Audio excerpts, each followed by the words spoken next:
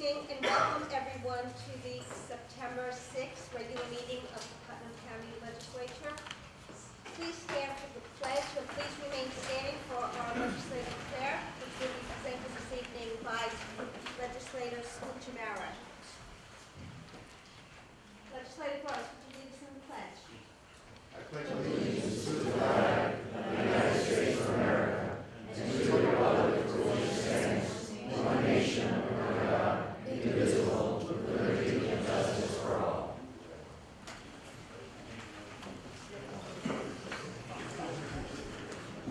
We seek blessings on the task before us. Bless our efforts with clear insight, our deliberations with wisdom, our work with clarity and accuracy, and our decisions with impartiality.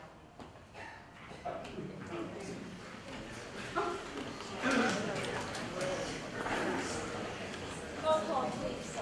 District 1, Legislator Cincinnati. Present. District 2, Legislator Goldman. Present. District 3, Legislator Anunziata. District 5, Legislator Albano. Here. District 6, Legislator Gross. Present. District 7, Legislator Castellano. Present. District 8, Legislator LaRose. Present. District 9, Legislator Wright. District 4, Chairwoman Nasserini. Present. This evening we have two proclamations. The 9/11 Day of Service and Remembrance will be presented by Legislator Gross.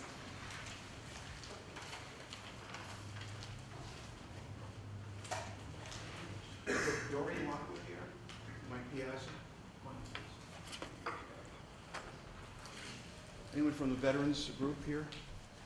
Okay, I'm a veteran, so I guess I'll represent that group. 9/11 Day of Service and Remembrance.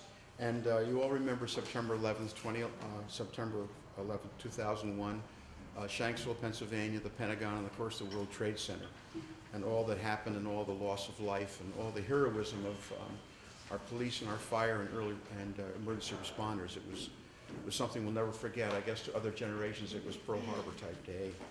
I want to point out that unprecedented historic bonding of Americans ascended from the collective shock, unifying the country, and outpouring of national spirit, pride, selflessness, generosity, courage, and service. I thought that's particularly important with all the shootings and the riotings and demonstrations by athletes. It's important to remember how it was back then with all the tragedy. Whereas on September 11, 2009, President of the United States issued a Patriot Day proclamation officially and permanently designating September 11th as a National Day of Service and Remembrance, and calling upon all interested Americans to participate in this observance through moments of silence, the flying of the flag at half-staff, as well as community service, charitable activities, and a tribute to remembrance. Resolved that the Putnam County Executive and the Putnam County Legislature recognize the Vet Corps Project, Putnam County Communities That Care Coalition, and the Putnam County Office of Veteran Services for coordinating community events that will invite and welcome residents to write thank you letters to first responders, veterans both home and abroad, police officers and firefighters, and express their sincere observance and appreciation for the outpouring of dedicated service. September 11th will never and should never be just another day in the hearts and minds of Americans and people around the world. And you remember that day also of people from all nationalities, many countries in the world were killed, particularly in the World Trade Center. Doreen, could you tell us about your position? Sure. I'm representing Mike Piazza, Joe DiMarzo, the Communities That Care, and the Veterans Task Force tonight. I guess everybody's busy with the first day of school. I'm also the daughter of a veteran, so I'm very happy to accept this on behalf of all of my community partners and thank the legislature for this proclamation. Okay, I do want to add it was signed by County Executive Mary Ellen Odell and the Chairwoman of the Legislature, Janine Nasserini. So thank you very much. Thanks for being here.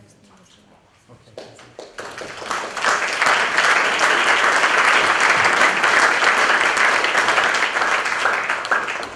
Now, Legislator Scoot Chamara will present the proclamation for National Recovery Month, September 2016. National Recovery Month. I think we should broaden this to recovery for the years and years to come, because we are in a terrible epidemic, as we all know, with the drug abuse and the heroin and all the other substance abuses.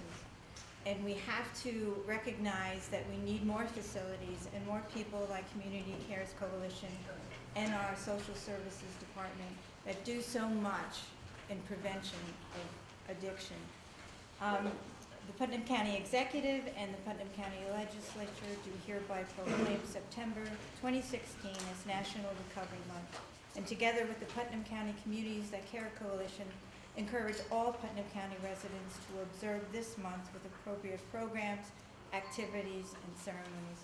I know each of our communities has reached out and began a coalition in their own communities, and I can't tell you how many people the coalitions have reached out and really helped through this process. So it's so, so very important. And Doreen has done a wonderful job, and so has Mike Piazza, and all the people of the coalition. So thank you so much for what you do. Yes, please. Again, on behalf of Mike and Joe and our Communities That Care Coalition, so often we hear about the devastation and destruction of addiction in our community and nationally, but September is National Recovery Month, where we celebrate the hope and recovery of tens of thousands of individuals and families in our community. So today, I hope that we can remember that hope and recovery, and thank you to Mary Ellen O'Dell, our county executive, and all of our legislators who, without you all, we wouldn't be able to do our work. And to break the stigma of addiction, we have to educate. So thank you for this opportunity. We appreciate it so much, Barbara. Thank you guys so much.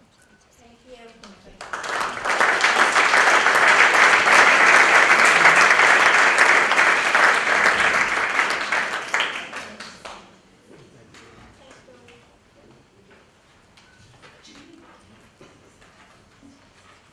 Moving on to item number 4, approval of minutes of our regular meeting, August 2nd, 2016. Item number 5, correspondence from the county auditor. There was no activity reported this month.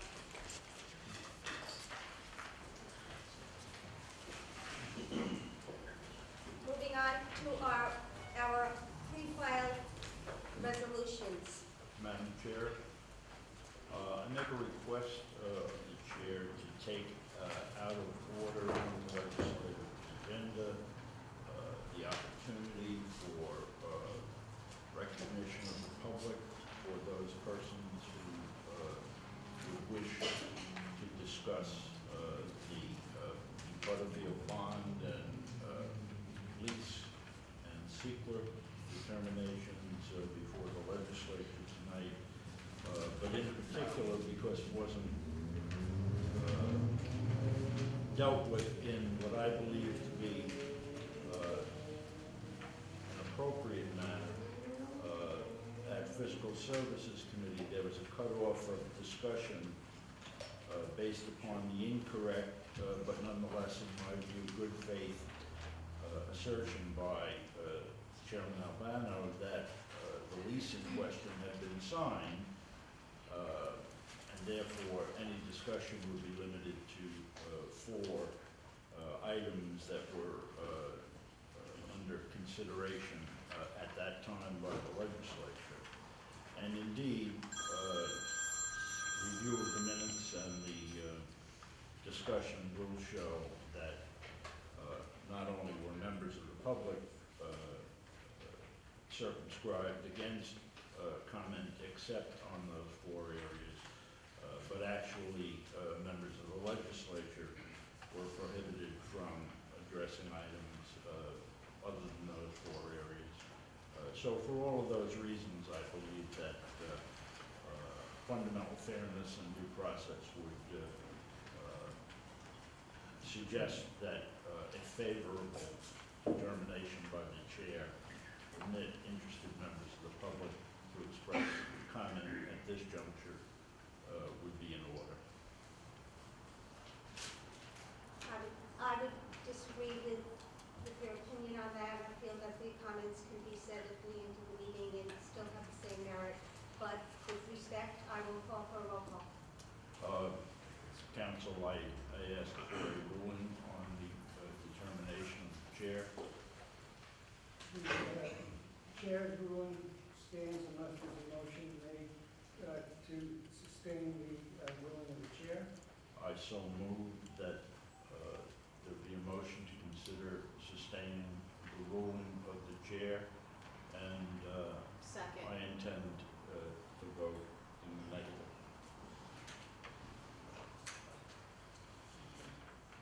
No, say- A roll call vote should you're sustaining your ruling to prohibit the public from speaking at this point. That's not what I said. I said I disagreed, but in respect, I will call for a roll call. Roll call is not in order. The rules provide, under Rule 7, that if you make a ruling, then the motion should be made to sustain the ruling of the chair, has been seconded, and that is to be voted on, right?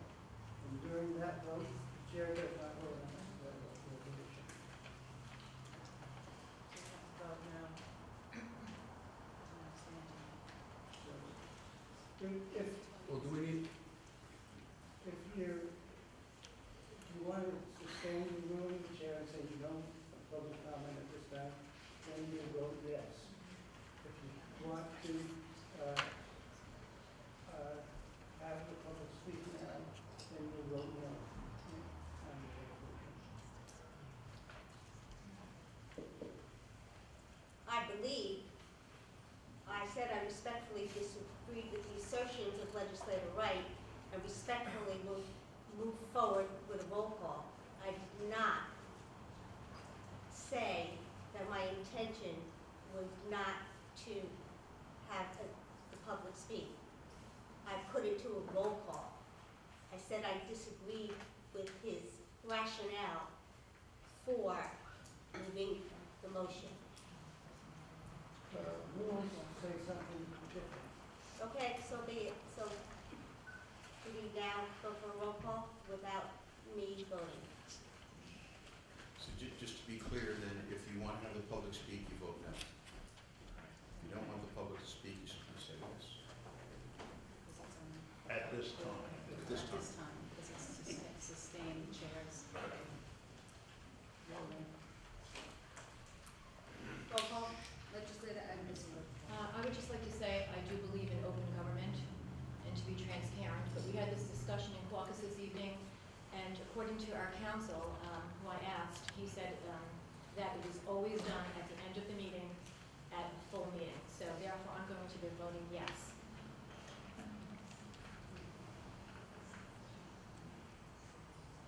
Legislator Albano. just to speak to that, I said before, we have committee meetings to address these issues. There's no two-way conversation, so it's not productive at this point.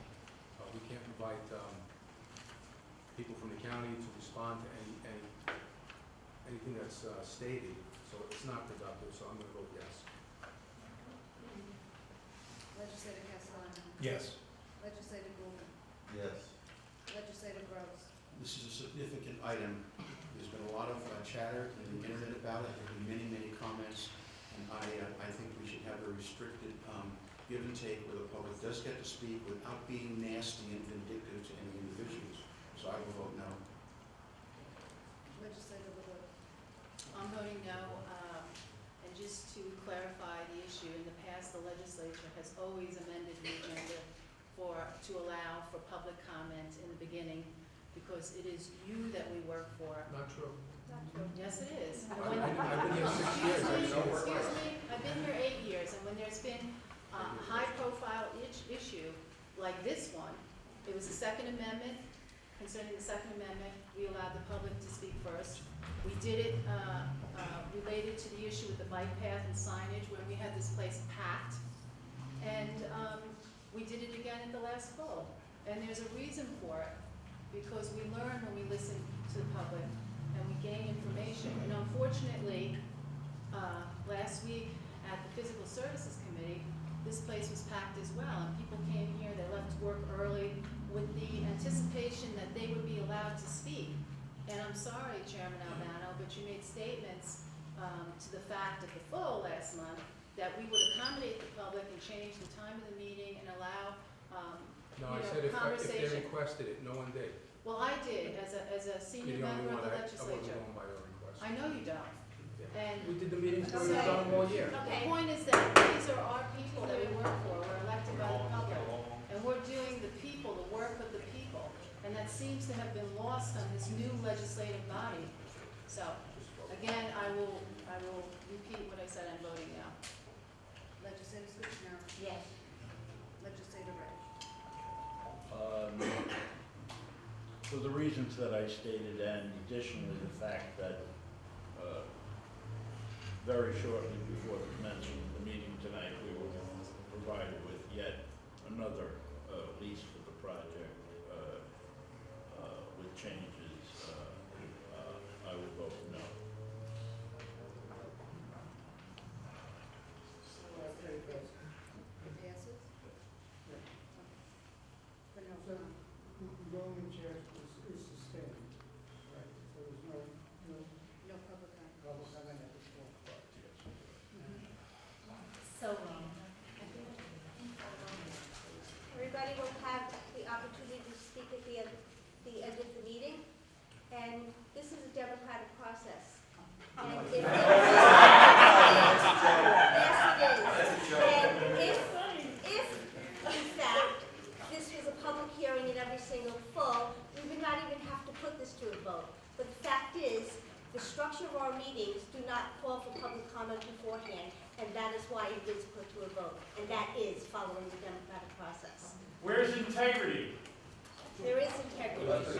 So now, if we're going to speak out of line and we're going to shout, we're not going to continue. So let's maintain the integrity of this meeting tonight and stay on task. Thank you. Now, before we proceed, we're not going to listen to shout-outs. We're not going to entertain shout-outs. Everybody will have an opportunity to speak.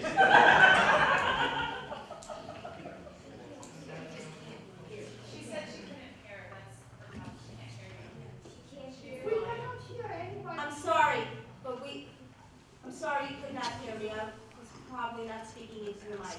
But everybody will have an equal opportunity to speak at the end of the meeting. So before we proceed with the agenda items pertaining to the Butterfield project, I would like to preface with a few comments of my own in the hopes of lending some clarification to the facts. There has been a groundswell of inaccuracies, cropped videos, and an attempt to indoctrinate the public into believing this project has been shrouded in secrecy and backroom deals. This is not the case, and I take issue with the integrity of this legislature being challenged, and especially that of legislator Scucciamara. The project has been on the table for over 4 years. Excuse me? Are you addressing an item on the agenda, or No, I'm have you, speaking, I'm prefacing. or have you moved legislative recognition, number 9, No, I am to the prefacing forefront? as chair, I think I can speak and preface, so if you, I don't see it on the agenda. I would like to preface with my comments as chair. We've never allowed that. First off, a resolution should be made. Can't hear you. Can't hear you. First off, a resolution should, a motion should be made to adopt the resolution 6A1 that's in front of us. Once that's seconded, then comment is in order. Thank you. Okay, with that being said, we will move with item 6A1, and I will call upon the Chairman of Fiscal Services, Legislator Albano. Thank you, Chairwoman Nasarino.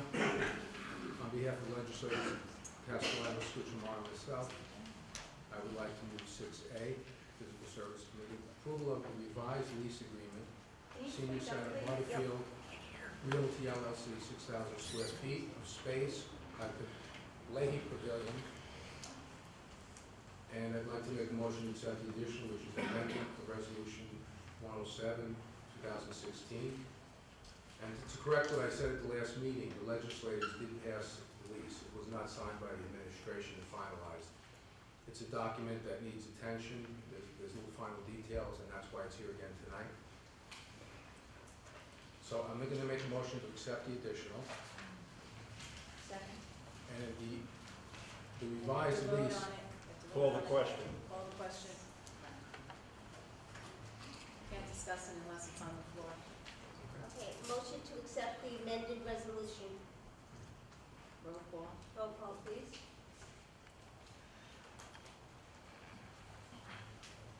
Legislator Edmiston. Yes. Legislator Albano. yes. Legislator Castellano. Yes. Legislator Goldman. Yes. Legislator Gross. No. Legislator LaRosa. Yes. Legislator Wright? No. Chairwoman Nestor? Yes. Motion fails. Okay, now I'd like to make a motion to step. Yes, fine. In my interpretation, this motion passed because we need one person to say no, and then Revised, please. Okay. So now I'd like to make a motion to move the existing lease that we have. Okay? And basically, the revisions on the lease, issues were brought up regarding 52%. There was some questions, so we tried to clarify it. There was also issues brought up from the town board with regard to transportation of our seniors. So we just tried to address those issues in a revised lease. We can bring it back again next month, but again, conceptually, the lease is, as it's been right along, there are not any serious changes in it. We just tried to address a couple of issues. At this time, I'd like to make a motion to accept the additional. Isn't that Sorry, one? okay, Isn't that? you Sorry. have an amended lease before you, okay. which you're going to be voting on now. The amendment to that is there, right? So now you're going back. Excuse me, sir, please use the mic, we cannot understand you. What came out committee was the approval of an amended lease, okay? That's what's before the legislature at this point. A motion was made to consider an additional lease which was given to us today. That failed, so now you're back to the original amended lease to be voted on tonight. Okay. So I would like to make the motion to move the existing amended lease that, It's coming out of committee, so you're Yes. not going to, Okay. I would like to just strike on page 1, number 7, the last sentence, which parties expect a commencement date on or about July 1st, 2016. Make a motion to strike that. Second. Let's vote on it. All in favor? Aye. Can I vote? Nay. Can you, excuse me, through the chair, could you just explain that? Well, Just so everybody We understands originally- what we're doing yeah, here? we originally started with the date that was a couple of months ago, and now we're moving forward, so that date is passed.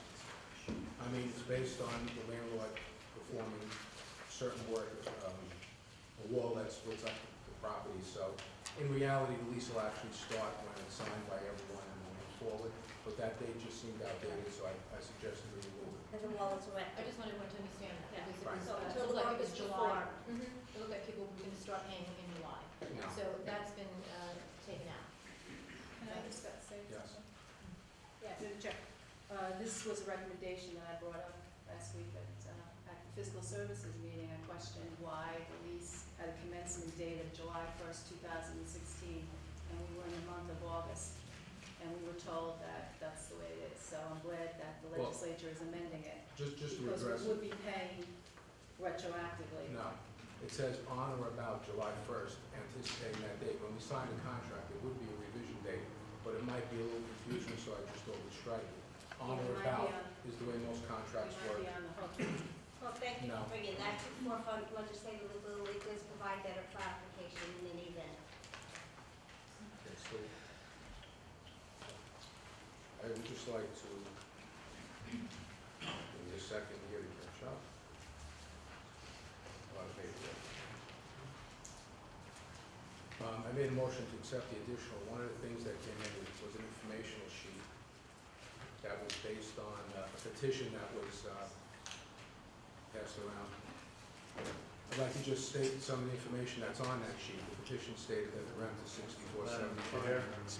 if the additional was not approved, as it was not, discussion pertaining to the additional would be out of order.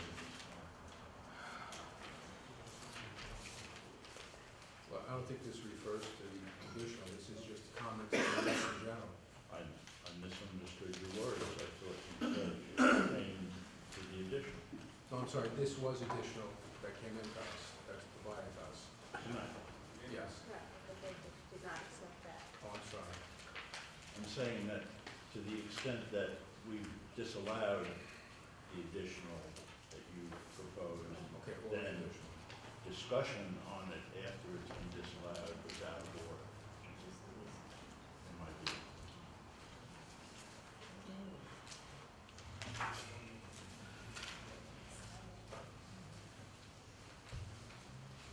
Okay, if I may speak, I continue with my comments. I would like to preface with a few comments of my own in hopes of letting some clarification to the facts. There's been a groundswell of inaccuracies, crop videos, and intentionally documenting the public into believing that this project has been shrouded with secrecy and backroom deals.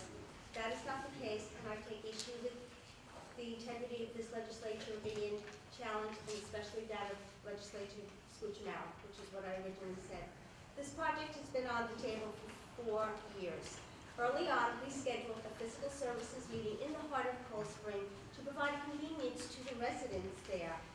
The whole legislature attended, and the county executive and many department heads. However, many faces appeared for the first time on August 2nd. We've been meeting not months, but years, affording the opportunity for public engagement over and over again. The legislature recognized the western side of the county lacks services for our increasing senior citizen population. We did our due diligence, exploring owning versus leasing and the possibility of building a center. After much consideration, we concluded that this proposal before us was the most cost-effective, along with the added advantage for the property to remain on the tax rolls. Many of us concluded that the world might look differently in 15 years, and not knowing what the face of the community would look like or what the community needs would be, we did not want to tie the hands of the future legislature by owning yet another building. It certainly provides no advantage to my constituents in Patterson, nor 7 of my other colleagues for a senior center to be in Cold Spring. But the fact is that all taxpayers in Putnam County are going to pony up for this senior center. That being said, for the record, I have not received not one phone call nor one email from any of my constituents voicing opposition. Our role as county legislators is to make countywide decisions, not isolated decisions based on our own districts. A fixed bridge in Putnam Valley or sidewalks in Kent certainly does not serve the people of Cold Spring. But as a legislative body, we work to support what needs to be done as a whole. No one will argue that this is not an expensive endeavor, but the costs are aligned with other senior centers throughout the county. So the question is, do we want it or don't we? When we assessed the merits of the project, we took into consideration the value, and we strongly value our senior citizens in all of Putnam County. Ironically, many Cold Spring residents and board members publicly voiced their support of seniors and a center, but their actions told a different story. In the town of Patterson, we bonded to refurbish an old moving warehouse and turned it into a rec center, which houses our youth programs to our senior citizen programs, because we recognize the value and the need. This initiative could have been done on a local level, but it was not. The lease has been a source of debate with accusations flying as to why it was not divulged. It is confidential and client-attorney privilege, simply because it is a living document. This practice is not unique to Butterfield. For example, I'm sure on a local level, I would take liberty to say that your garbage contracts, your union contracts, your lawsuits are not disclosed until there is an agreement for membership to approve or a final document for your board to vote on. Proof of the perils to do this prematurely resulted in the chaos of the confidential client-attorney privilege Butterfield lease given to a reporter by someone who very clearly violated the confidentiality clause. Thus, it was circulated and depicted by the public and, for what I'm told, by pro bono attorneys who spoke the document as they commuted onto the city on the train. This is simply not the way we do business. As elected officials, we have a fiduciary and an ethical responsibility to represent our constituents, and you have entrusted us to make important decisions.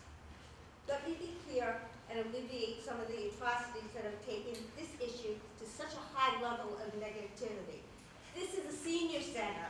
This is something good for your seniors, for all our seniors.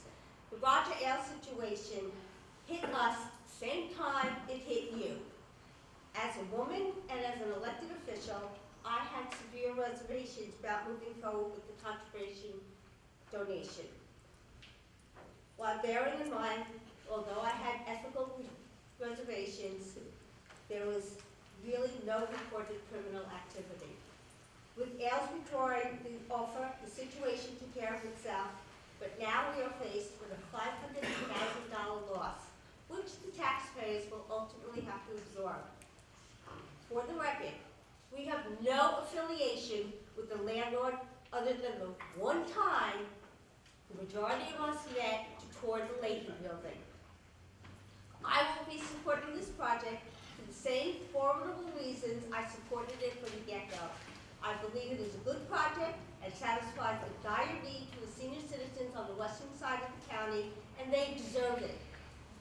Chairman of Audit Joseph Castellano and Chairman of Physical Services will proceed with some of the agenda items pertaining to the actual cost. And while we may not agree with this matter, it is my expectation tonight that we maintain a professional decorum and refrain from personal attacks or disparaging remarks. At this time, I'd like to call upon Legislator Albano. Thank you, Chairman Lacerino. A couple things. Since becoming a legislator 6 years ago, I've received many calls and discussion about this senior center on the west side of the county. It's obvious to me that Cold Spring area was underserved with regard to our seniors. I've always been open to address the situation, looking for a better site. I've stated I would consider purchasing a property or leasing a property. No purchase was an option. It never came before us. In the last few years, there was only one site identified that had the potential to accommodate a senior center that the legislature felt was appropriate. That was the Butterfield site. This site is in its prime location. It has sewer and water. It could provide the sufficient square footage to address the issue. We pursued this option, including possible funding from our state representatives. We also offered a substantial donation contribution from a private party. Potential funding helped us decide to move this plan forward. Over the past few years, we've had many committee meetings open to the public regarding the details of the possible lease, including its location. There's been a lot of misinformation with regard to the lease, okay? The CAMs are approximately $8 and change. Around $5 of that is going towards taxes. Those taxes are going to be paid to the county, to Phillipstown, and to the village of Cold Spring, and to the Haldane School District. This is an important thing to realize. This is a very decent project that's going to benefit the community in other ways. The actual lease included many revisions and was treated no different than any other legal document of this type. They're not open to the public until signed by the parties or at least approved by the legislature. No constructive negotiation could have been done if these documents and the lease were made public before the execution. I believe there is an obvious opposition to this entire project, including the senior center. In my opinion, it could be politically motivated. I feel much of this is fueled by misinformation, which is a result of the lease being unofficially distributed in part or in whole to those who do not understand it and are not party of the lease. Before I was a legislator, when I came into the legislature, I was aware of approximately $700,000 to $800,000 that was spent just trying to figure out if they could build a senior center on the other side of the county. Keep in mind, we're spending a lot of money here. This is for the inside of the building to build a senior center. If we had purchased the building, it would have been millions of dollars more. No question about it. Like I said, they spent almost $1 million just figuring out if it was feasible to create one on the other side of the county. I feel the rent option has a lot of potential for that reason. This center will be similar in cost to our other centers, minus the cost of the building. We do this in other areas of the county, and we feel it's only fair to do it on the west side of the county. For those reasons, I'm very much in favor of this. The last thing I'll say again, with the public comment, in all the years I've been here, twice we had public comment at the beginning. And the reason for that, for not having that, is it's not constructive. There's no two-way conversation. At committee meetings, you can get answers. If there is a question, we can bring other people up to address them. To have one side talk without all the accurate information is not productive. This is the way it's been done for years. At this point, any of the legislators? Yes. Madam Chair, I don't have a full script, but I just want to say that I support a senior center. There's no question about that. I support all the efforts that Legislator Skuchmara has done. She's worked very hard diligently to get this on the books and get this moving. I support her efforts, and I think she's done a wonderful job. However, the dynamics have changed. The loss of $500,000, the tremendous uproar by folks in that side of the county that don't want it. I know there's a political piece of it, it was mentioned before. There's political pieces on both sides. I've had people from my district, Southeast, I think some are here this evening, that are opposed to the senior center because of the cost. It's going to go up. After 15 years, I believe this lady talked about that last meeting here. After 15 years, we have nothing. We paid millions and we'll have nothing. We'll start from ground zero. We'll all be gone in 15 years, but the project will still be there and the county's going to be on the hook for millions of dollars. I think we need to look for another venue. There is another venue there. It's not very popular, but I think we have to modify it. There's an American Legion building. I know it needs work. I know it's next to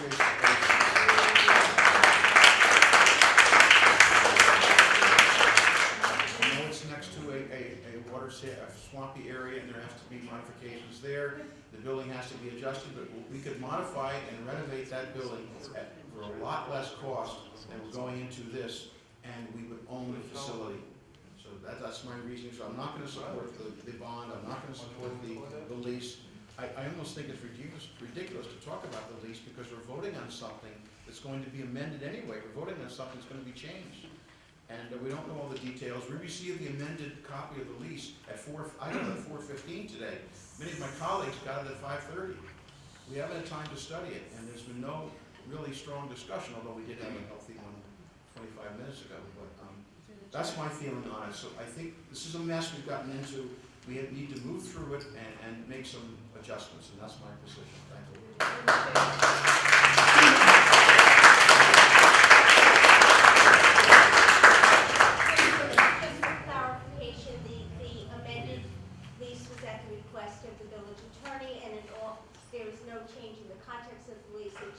Provides more clarity as to the 52% of the Leahy building being the rent and the transportation is a little clearer. So that was at the request of the village attorney.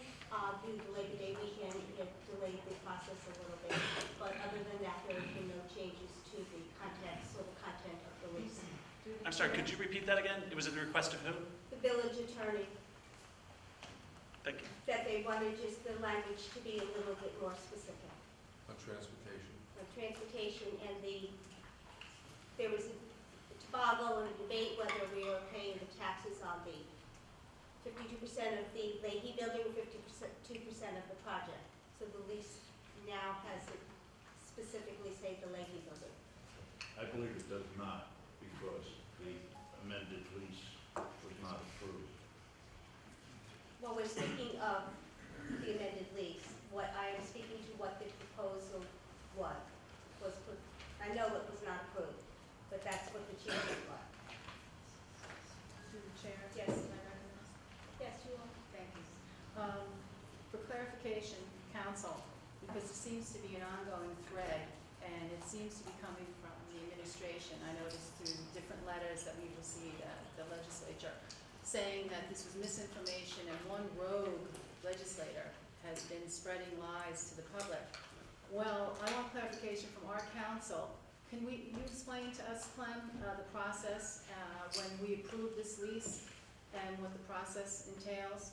You explained it to us before we walked out tonight, but apparently Chairwoman Nasarino and Chairman Albano are not clear on what is clear on public. it. Please don't speak for me, I'm very clear on it, and I can explain it to you What if is you'd like. public information and what is And who confidential? said any one legislator was rogue? Those were your words. Nobody cited any legislator. It's in a Nobody letter. cited any It's in legislator. a letter. I Nobody didn't said. speak, Chairwoman, I speak- didn't I'm- speak when you were speaking. Well, I'm speaking now. Well, that's a problem. No, it's not. You're the problem.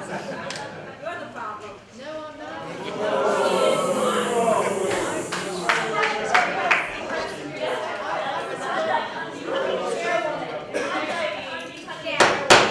I was, for clarification, I was voted in by 75% of the population in my district. So they want me here, they want questions asked, they want transparency, and they expect me to do my fiduciary responsibility. Again, to council, please give clarification on what is confidential and what is not.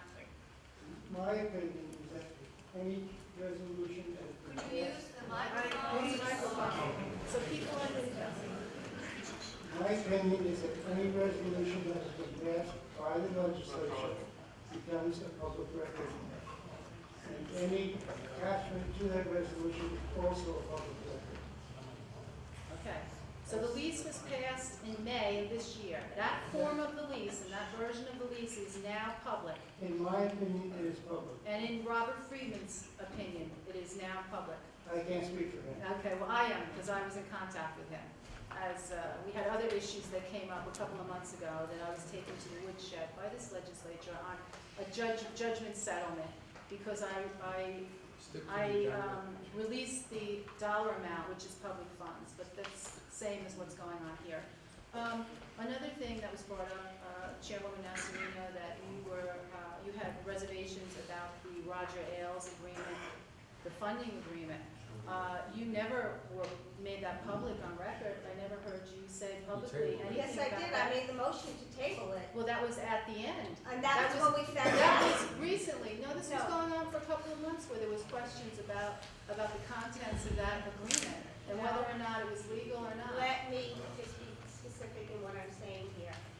I had reservations based on the news that hit this legislature at the same time it hit the residents of Putnam County with the allegations against Roger Ailes and the ethical issues that we were faced with that. That's what I was referring to, not the charitable donation agreement. Oh, the naming provision. You're speaking exclusively to the naming provision. Can we stick to this? Yeah, the provision as when the allegations surfaced. Up until then, I had no reservations, yes. But the allegations surfaced months before we voted. Not to on my it. knowledge. I thought it was made public. Okay. So, Okay, I'm moving on. I want to finish my comments. I have the floor. Thank you.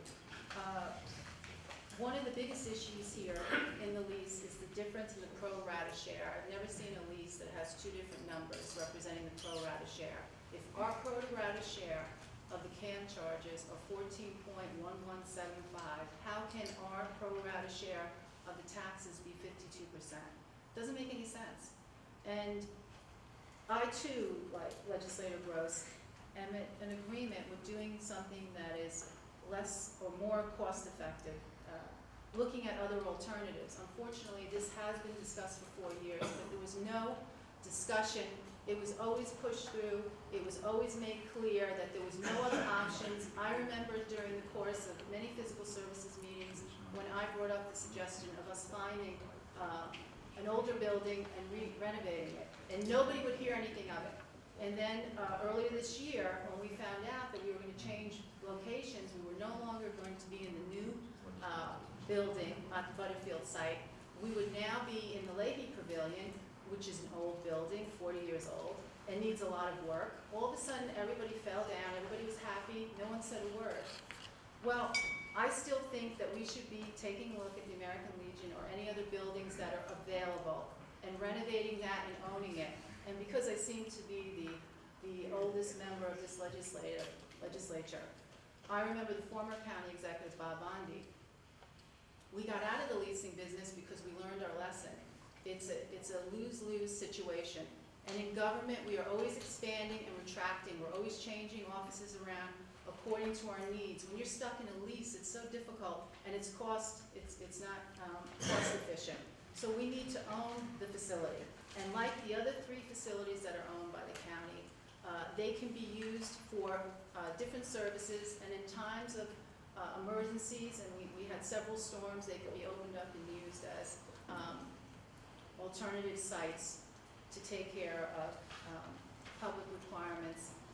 And then if things were to unfortunately go bad and we have trouble with our sales tax and the sales tax goes down, which had happened during the Biden administration, we took a hit. These facilities can be sold. What can we sell here? We don't own it. Everyone knows it's better to own than to rent. And also, embedded in this lease, there's no provision or protections for our investment. We can purchase, there's a purchase provision, we can purchase this building after 15 years and it's at fair market value. Everyone knows if you're leasing a home with the option to buy that you would be given a credit towards the purchase, and it's not established in the lease. And last thing I want to say is, Putnam Valley, and I see my colleague is in the audience who happens to be the supervisor of Putnam Valley, Sam Oliverio. And Sam knows, he was here, that the construction of the Putnam Valley Center was to serve Putnam Valley as well as the West Side. And it was the intention of Bob Bondi to bus the residents from the West Side to the Putnam Valley facility, which is gorgeous. And now this administration, County Executive Odell, has shut down the kitchen, which really is amazing. We have an industrial kitchen in the Putnam Valley Senior Center, and it's been shut down. What they do is they transport lunches and meals from the Carmel site. So this doesn't make any sense. We have a full functioning facility in Putnam Valley, which has cost us millions, and we have a commercial kitchen only to go to the west side of the county and now construct another commercial kitchen. I mean, something is wrong here. I can add, and I don't have any problems with giving services to the seniors. I've never had an issue with it, but it has to be done cost effectively. Everyone is paying for this. Last year, in order to make the budget whole, the administration took $8 million from the general fund. And we are going down that same road again because there's a structural deficit and it's at the end of the hallway. And this spending is just, I've never seen anything like it. This is my 8th year on the legislature. I think it's reckless spending. I know that a lot, people want what they want, but we have a responsibility sometimes to say, no, we have to scale it back. And the last thing I'm going to say is we have, unfortunately, the distinction of having one of the highest foreclosure rates in New York State. We're in the top 5. So I think that this is really very dangerous, this spending. It's reckless. We keep making amendments. I don't feel comfortable. There's constant amendments to this resolution. Nobody really understands the ramifications of this document, but we're being told to pass it. So again, it's obvious I will be voting against this. I wish that we could be together on this issue and we could look for an alternative site. It would be in the best interest of everyone. We did look for alternative sites. No, we didn't. Yes, we There did. was no discussion. And you just legislators and you from just America reminded attest me, to that. all those discussions were in executive session. They weren't public at physical. That was something else that was pulled. Legislator Albert? Yeah, I absolutely understand this lease, and I've looked at it very carefully. Unfortunately, we can keep saying there were other options, there were other buildings. Absolutely not true. The VFW was not offered to us, and the VFW couldn't accommodate 6,000 square feet. There's wetlands next to We it. don't need You have to buy a building. The American Legion building now. Okay, I'm sorry, thank you for correcting me. We know the building we're talking about. It was not an option. It never came before us. There'd be no reason not to look at other because sites. the administration Could I please, should I have spoke. Don't put words in someone else's mouth. I can tell you from my point, I did not ever see another option to purchase or lease. This is a new structure, a new location being brought up to grade, sewer, water. It looked like an ideal site, so we explored it. As far as the world is ending and finances are bad, these are tough times. We know that foreclosures have been down every year since 2013, new foreclosures. Google it. If you you'll look see. at, I have it, I have the report that you didn't know how to read, that was on our meeting a couple of weeks ago. Oh, excuse And I me, can show it to Carl. you. Can I please finish my If you can statement? add, If you please, 54 that's a more fact. foreclosures since last year. They're down. No, They're down every year since 2013. Legislator Albert has the floor. Thank you. If you have concerns about our financial position, please look at our most recent auditor's report. We had an outstanding report. We're in solid financial shape. We're actually paying down our pension debt earlier than we have to pay it down. So when we move around numbers, there's reasons for it. We're saving money with interest. Right now, the things that we put on the books, for example, bonding something like this, is at historic lowest rates. you're talking 2 or 3% rates. It's the right time to do things, and you bond them over a useful life. Again, if you buy a building, that's great. You add a few more $1 million to the equation. And remember, in 10 or 15 years, this is a 15-year lease with an option for 10. In 10 or 15 years, you end up putting a new roof, resurface the parking lot. There's expenses to owning a building. In the private sector, there's some advantages because you get to use depreciation. There's a lot of flexibility. Many municipalities, in Butterfield now, we're gonna have the government renting the post office. It makes sense in a lot of ways. It's not, I mean, again, I welcome to purchase something if the math is right. It wasn't an option, and this was a very good alternative. As far as breaking up the expenses, this is done in many leases. There's common area charges that have a different percentage. To clarify the lease, again, it's the same lease we've been working on right along with a couple of changes, a couple of minor issues addressed. The first thing is you wanted to clearly define that we were going to pay taxes on 52% of the building we occupy, not on the entire site. That math can be figured out, it's not rocket science. The 14 point whatever it is in change on the CAM charges is based on common area charges. You have your parking lot, snow plowing, all the issues that are shared in common. It's specified very clearly. And again, about $5 of that CAM charge is taxes that are going to, what we mentioned, the school, the town, the village, and the county. They can ask to have those taxes waived, and again, it just comes back from the citizens. It all goes in a big circle. I absolutely think this is a very good alternative. You're not gonna see another alternative like this for years to come. Well, that's for If sure. tomorrow we identified a site, it would probably be years before you put anything together. If you tried to build the site, you know how long this project is taking. It would be years from now. All right, sorry, who else? Yes. I just wanted to mention also O'Connor and Davies that came last week to speak, stating that we are in very good standing with a strong bond rating. And I asked them how they felt about us bonding more, and they were fine with that. We're not anywhere near a debt limit. So I just wanted to bring that up. That's our auditors. The Yes, auditors, O'Connor and Davies, right. I wanted to go over a couple of things this evening. According to the Census Bureau, Putnam County has approximately a little under 100,000 people, residents, with 36,000 parcels which are currently on the tax rolls. And the following is, all Putnam County homeowners are currently paying for all of our senior centers. Putnam Valley is at a cost of $28. Kohler Center is $36.75. The Cornwall Senior Center is $28.53, and that is per year. That is the cost, because a lot of people are coming to me saying, we can't have our taxes go up anymore, we can't afford, any more tax, which I do understand. So, the yearly cost on your tax bill, according to the 2017 rate on the lease, would be $22.90, which is $1.90 a month. So I just wanted everyone to be aware of that. Thank you. Could I just say something? I'd just like to point out, they're probably not exact numbers, but it tells a picture. It's It approximate. also doesn't take into consideration commercial properties paying tax. That's why I said it's approximate. It just gives you an idea of what kind of numbers we're talking about here. Again, It's not as cost prohibitive as people would like to believe it to be. And again, look at our seniors. Do we place any value on our senior citizen population? I believe that they deserve it, and I believe that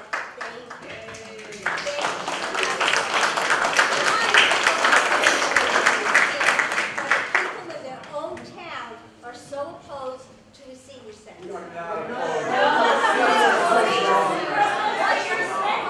Explain it to them. Don't explain it to me. It's their spending we're opposed to, not you, it's their spending. They're spending, we are trying to demonstrate tonight what the spending will be. $22 a year. So there, some of us on a fixed income with $26 here and $26 there and $26 after that adds up. They don't live in their home anymore. They No live public above. comment at this time. No public comment at this time. Sorry, Legislator Castellano. You let Carl speak 3 times. Okay, could we just speak to some of the numbers, and let's go back to what we have in front of us tonight. We have a senior center in front of us. For many years, I've heard about how the west side of the county is underserved.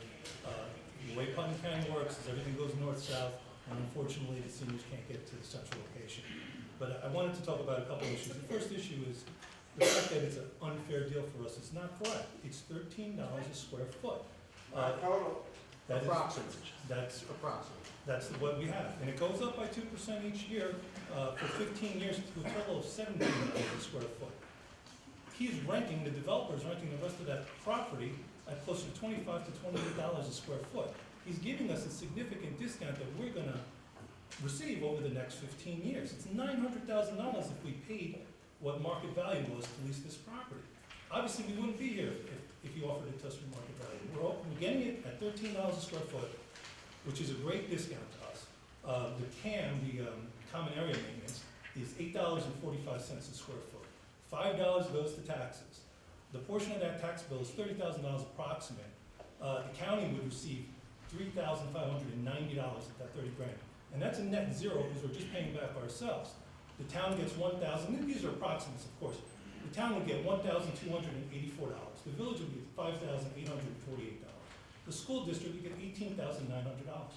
We have not told them to take this off the tax back. If we had purchased the property, which this property, again, is not for sale, we never got an opportunity to buy it, we could take it off the tax roll, but as the taxing agencies, you guys could actually remove us from the tax roll, if that's what you wanted to do, because that was what was stated previously. Buy the property, we take it off the tax roll. The fact is, you'd have to cut your budget by that portion, or the rest of the people in that community would have to pay. Those are just the facts. I mean, I think this is a good deal. It's a great deal for us. It's the only deal we have in front of us. We can walk away from it now, but it would not be fair for the seniors. This is a senior center on that side of the county, and it's a shame that we can't put this together. It's a senior center. Through the chair. Legislator Goldman.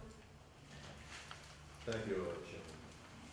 Many of us disagree on the issue of the senior center. Today, we tend to talk at each other and not with each other, making it very difficult to really come up with any communication, solve any real problems that we have. I've listened to both sides of the issue, and like you say, we're all in this together. We're not separate communities, we're not separate towns, we're in this together. What I've learned in my life is to look at the facts.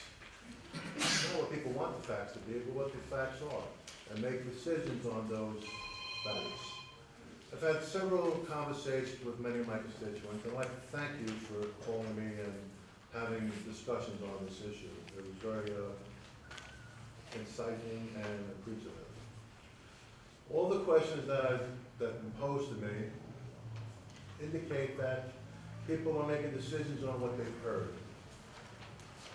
not really inquiring what the issues are, what the real issues are and what the facts are. As a community, we are obligated to support the individuals who spent their lives raising their families here, giving back to our community and living here in Putnam County. That's the reason why I'll be supporting this project. Thank you.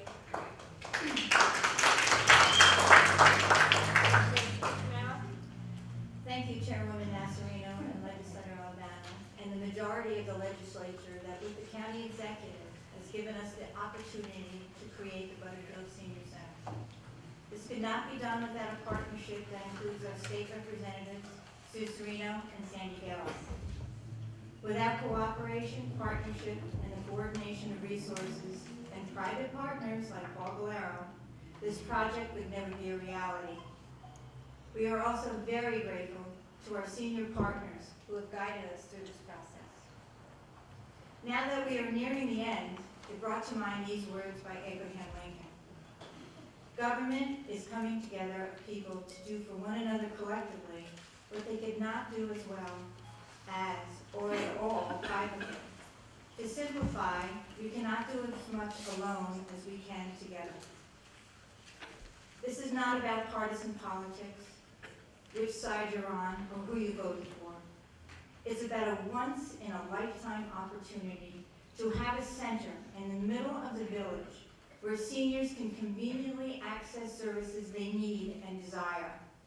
As Supervisor Shea recently reminded us, there is no other location for such a facility in our town.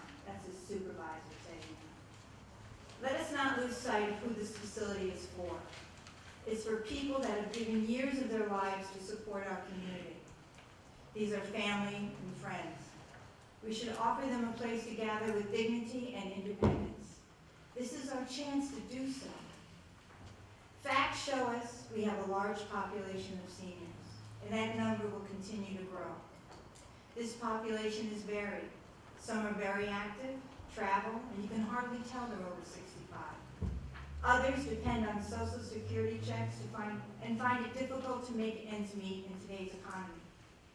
The complex across from the site, Chestnut Ridge, is not wealthy or affluent, as some people suggest, and Western Putnam is not the Gold Coast. Senior centers today are multifaceted. It's not just a place to go play bingo. The Nutrition Center will provide a daily meal that is important to many. Additionally, it will enable the Office of Senior Resources to monitor and check on our seniors. For many others, it's a place to meet friends, take a class, and help them stay active. Most importantly, it provides access to important services provided by the county and the town. Putnam County has centers in Carmel, Mahopac, and Putnam Valley at a cost over $1 million per year for each. My job as legislator is to bring services and funds to the people I represent. For me, the center represents the best part of what I do. We cannot let this opportunity pass us by. Thank you.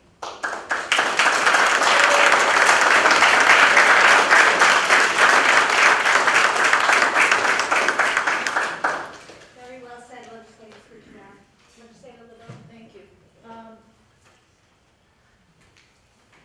I was going to comment on this, something that Legislator Scrutinaro just said about the Mahopac site. The Mahopac site does cost close to $1 million a year, but its services, it provides between 90 lunches a day, and depending on during the course of the year, it goes over that. Sometimes it's over 100 lunches, and it's based on population. I want to go back. There's a letter here that I have that we all received from the Deputy County Executive dated September 1st. And here it responds to the $200,000 reduction in the bond reduction. I'm going to take this sentence. The sentence here is the original cost estimate for the $1.5 million cost was determined, by using information from the build-out costs associated with Tilly Foster and attached breakdown. Well, if that doesn't say it all, there was a $1 million mistake with the Tilly Foster project. That's your opinion. Because we were told that they used a design-build concept, and the only way the design-build concept works is if you invest money in the engineering from the beginning. And what the county did is they told us they saved us money by not doing the proper engineering in the beginning. So this is in line, and it's a theme with the way the county is operating and how they are misspending your money. People should be fired for $1 million mistake. And everybody that works in the private sector knows how that goes. Not in government. And the same formula is being used for the estimate for this project. Thank you. Legislator Abdallah. You can't make statements, $1 million mistake. We went into Tilly Foster and we addressed all the issues we had addressed at very competitive bond rates. There was no mistake there. We could have spent, like I said in Kent, $700,000, $800,000 doing studies to figure out what we need to spend. Instead, we jumped in. And with the help of our unions, we got that job done. That farm is going to be operating. You look at it, it's a beautiful facility. We're doing things right. I thank the unions.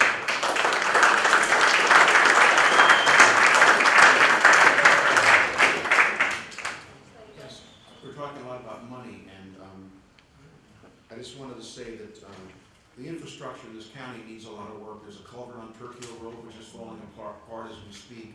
There are other roadways across the county that need support. We're talking about an $800,000 bond could be used. The legislative building behind us, the roof is leaking. There's mold in the offices. I mean, we have problems all around. We're talking about bonding and it's cheap money and all. The seniors have a place in Cold Spring. They are meeting. They don't like it, I know. It needs adjustments and renovation, but we are meeting somewhere. To say there's no place to meet is incorrect. They are meeting there. The other thing I wanted to say is about Senate money. I worked in the Senate office for about 6 years, and I can tell you, they promise you monies, and for various municipalities and all. Something happens to the Tappan Zee Bridge, something happens to the thruway, the money is taken back. I don't think we have anything written from Sandy Gale or anything written from Sue Serino that we're gonna be getting this money. So it's nice to get, and that's wonderful we get it, but you can't really count on it. Money in state government changes all the time. So I am concerned about the infrastructure, bonding could be used for that. I do believe that $250,000 has been secured from the dormitory authority, but it hasn't been determined whether it is from Senator Serino or Vera. But I think that is accurate. Do we have anything in writing? I haven't seen anything. I know Do you have it in that's writing? what I don't have anything in writing, but that's what Deputy County Walker indicated to me.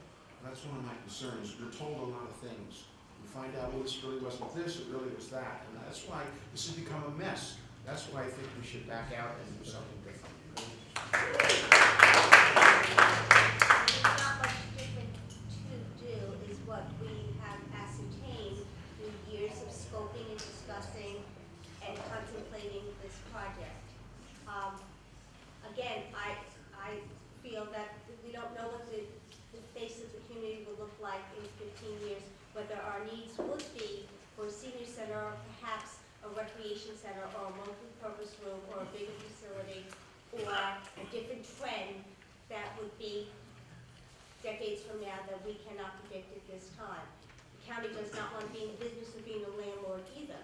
People complain about Tilly Foster when we try to maximize the asset. And we heard a whole raft of stuff about that. Well, why are you dumping so much money into Tilly Foster? Well, we owned it. 34 Glenida Avenue sits empty, and we own it. So 15 years from now, the ideal scenario might not be to own a building that we have little use for or not the proper use for. Call for a vote. Anybody else? Madam Chair. I'll just say this. 34 Glenida, that could have been occupied 5 years ago. Well, But the exactly. administration threw out the IDA and SCORE. They threw them out. That's why it's vacant. Okay. Let's wrap this up. Legislator Wright? I originally supported the project, notwithstanding that the original intention of the county years back was to transport Western seniors to the rather expensive Putnam Valley, but beautiful center. Because I believe that the folks there were underserved by the facility that they had. And at that time, we were presented with a first-class A1 professional building that would have a significant useful life, would be state-of-the-art in all respects, had the promise of conversion to condominium status, and we had an option to purchase built into the underlying negotiated documents at the time. Sometime thereafter, and after great hoopla with public groundbreaking ceremonies, bait and switch entered the picture, and the county, for reasons that I believe were ill-explained, if not unexplained, was relegated to this older facility under circumstances where considerable county money is to be invested with no opportunity for recoupment of that investment, either through sale at the end or by virtue of buy-down in the lease. So at that time of the switched deals, I withdrew my support for the project. I am a senior. I I do not believe it's a choice between this or nothing. I believe it is not a beneficial deal for all seniors in Putnam County because of its cost and the return on investment that the county will get out of this facility. Everyone is entitled to their own view of the value of the facility, but when the county agreed to the bait and switch, it was at that time that I thought we as a legislature could do better, and we did not do so, in my view. And to say that other issues were not, or locations were not considered, this legislature did not undertake any efforts to contact realtors, discuss with property owners, or engage in serious attention to detail that might legitimize a statement that nothing is available. I too have heard complaint from persons in the district that I represent in Mayapack over the cost, not over the right of seniors in the western part of the county to have a dignified space to gather. Everybody supports that. I don't think there's any question about that. I also have a very fundamental procedural problem with your vote on a lease for which there's no, in my view, proper bonding resolution before the county. You're proposing to enter into a lease for which there's not a proper bonding resolution before the legislature tonight, in spite of subsequent items on the agenda. I expressed that to each of the legislators in an email memorandum that I sent to you at the time of the vote of the audit committee regarding the bond resolution. There had not been compliance with our underlying procedures. There was no bond resolution laid on the desk of the legislature 5 days before the vote of the audit committee. And as such, the vote of the audit committee to approve the $1 million bond resolution was not in order, in my view. The legislators, whether they are of the committee or not, are entitled to that type of notice, opportunity to be heard, and due process. That's all any of these folks have ever asked for, is some semblance of orderly due process. What's being considered? Let us have an opportunity to address it, and then go forth and make your determination after input. But we see more ways to put the cart before the horse and take input after we consider things to be a fait accompli, in my view. I do feel that as a senior and as a member of the legislature, I cannot vote in support of the Butterfield project this evening as constituted, because I do not believe that it is in the best interest of all seniors of Putnam County, because of its cost, because of the lease terms, and because of the failure to follow the internal rules and regulations of our own legislature in attempting to adopt important legislation. So I'll be voting no for the proposition.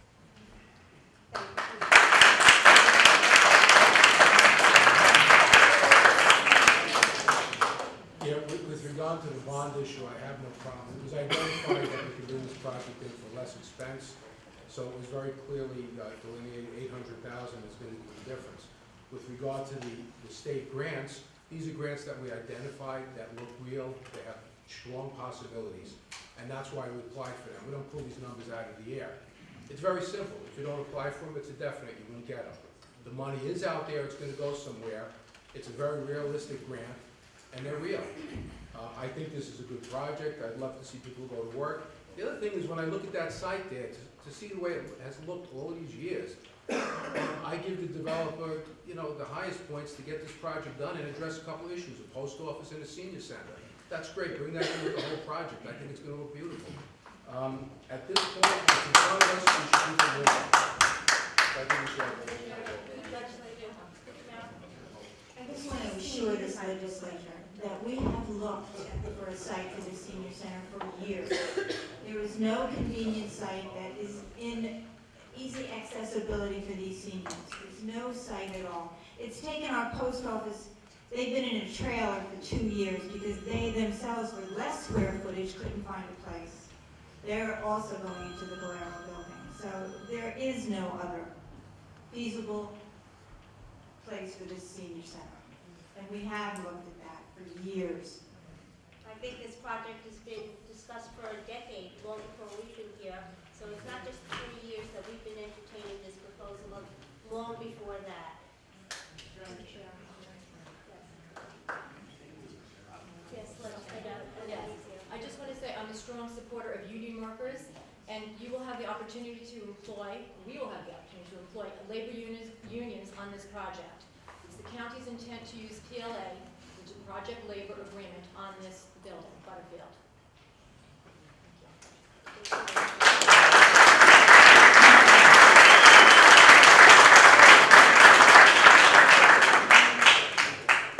Okay, roll call, please. Legislator Anizio. Yes. Yes, I believe so. Legislator Albano. Yes. Legislator Castellano. Yes. Legislator Lewis. Yes. Legislator Gross. No. Legislator LeBeau. No. Legislator Scuccinero. Yes. Legislator Wright. No. Chairwoman Nasrina. Yes. Motion carries. And I will bring this back next month for the final review.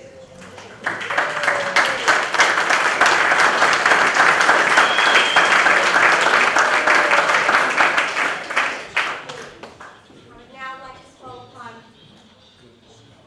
the chair of the Audit and Administration Committee, Legislator Castellano.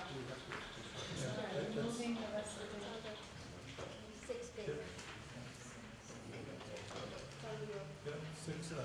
Six A2 is the approval of the secret determination for Butterfield Senior Center project at Lake Pavilion. There's no negative to it. There's an existing building already on site, so we'll move the secret agreement forward. Any discussion? Madam Chair. Yes, sir.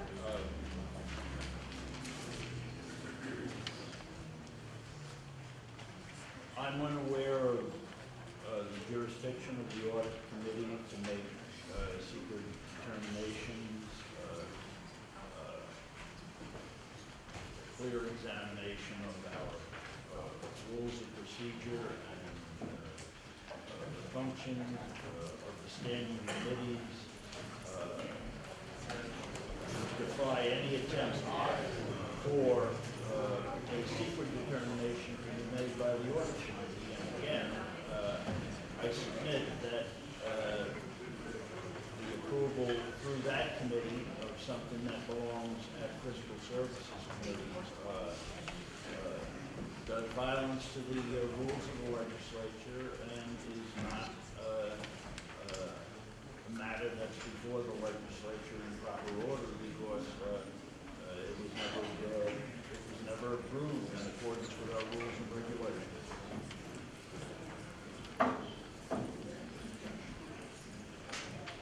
The clerk, was this erroneously cited for audit, or should it have been under fiscal services?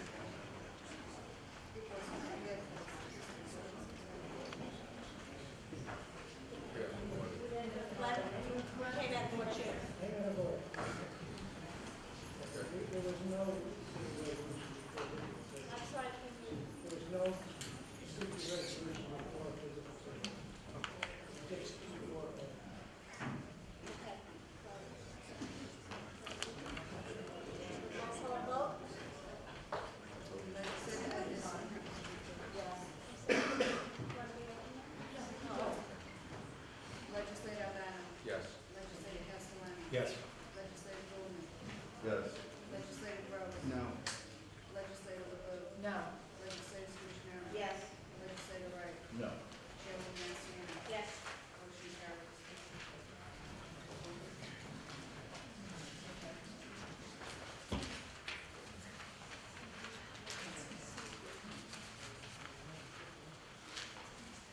Item number 6A3, the approval of the bond resolution for Butterfield Senior Center at the Lady Pavilion.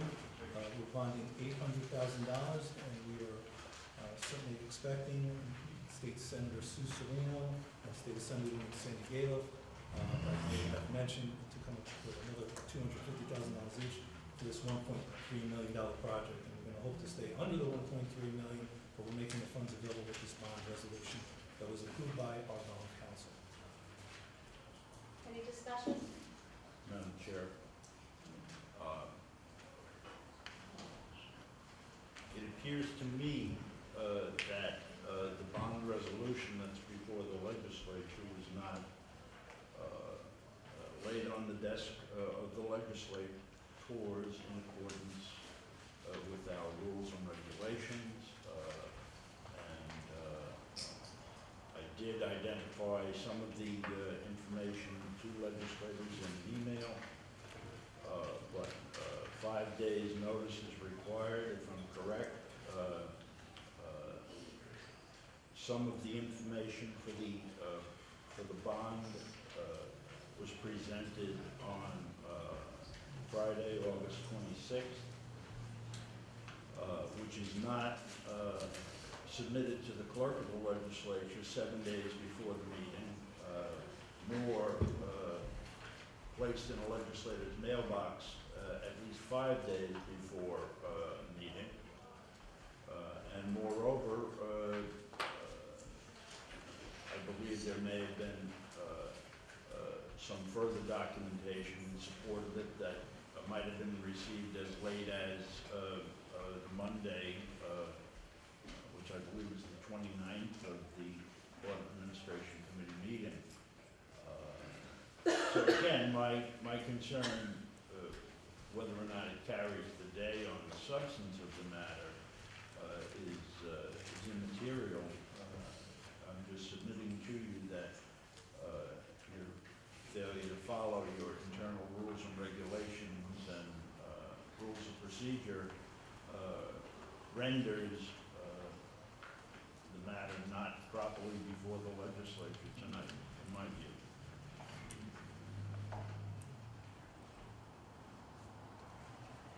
Proceed roll call.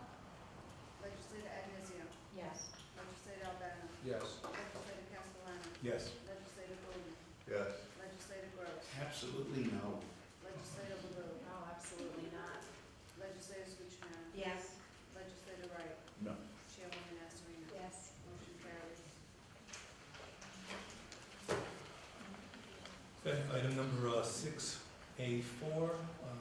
this is a budgetary amendment for the Commissioner of Finance, the Butterfield Senior Center project at Lady Pavilion, removing the $1.3 million into the correct account to have the money available for this project going forward. Any discussion? All in favor? No. No. No. 3 nays.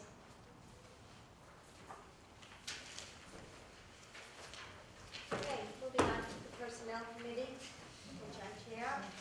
On behalf of myself and legislators Castellano and Wright, I would like to move forward the approval of budgetary transfer 16T180, highways and facilities for ATI overtime. This is for overtime to be incurred through year end. We need some money down in the amount of $53,825. Any discussion? Recall seeing the breakdown, not of the actual workers, but the projects that they were assigned to. I requested that. You did.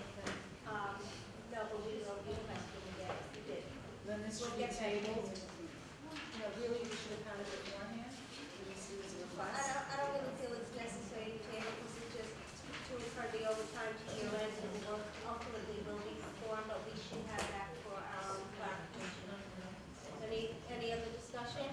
Well, if that was in the nature of a motion to table as a member of the committee, I remember the request being made, and, you know, I think when a legislator, You seconded that? I second the motion. Okay, then we'll move forward with roll call. Question the breakdown, Anastasia. We don't have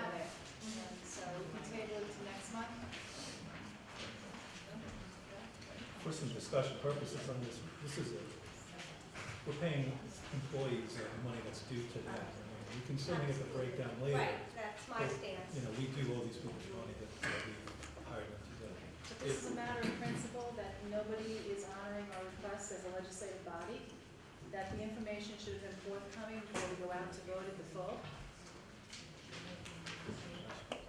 Therein would lie my concern as well, Madam Chair, not that employees may be duly owed money.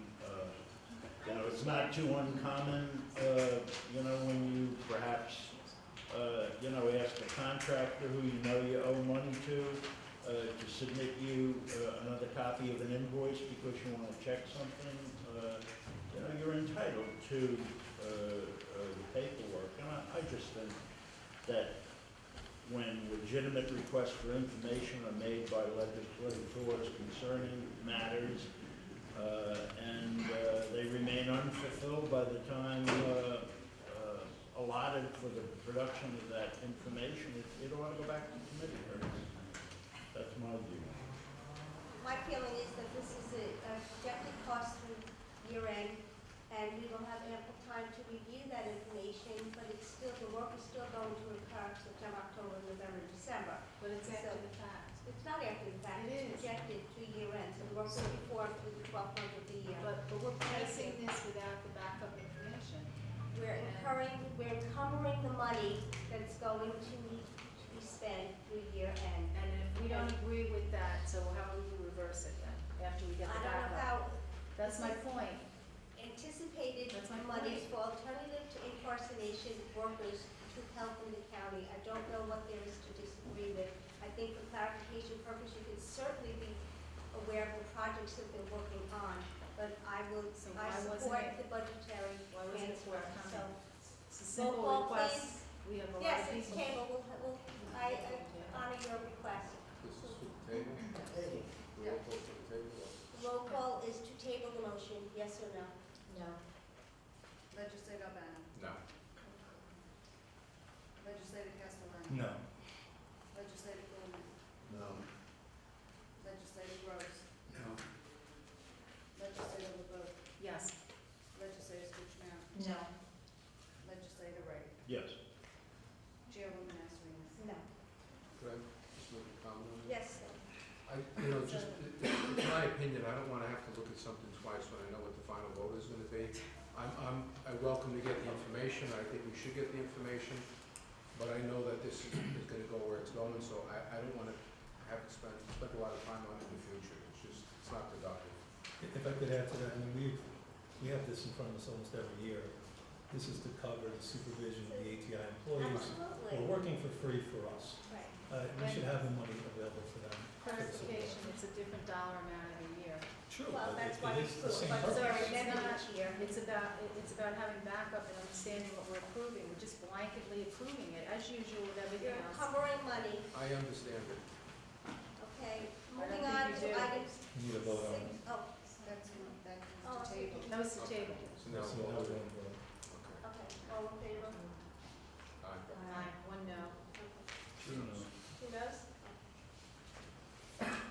Moving on to item 6C, budgetary transfer 16T195, Commissioner of Finance mandated unemployment insurance.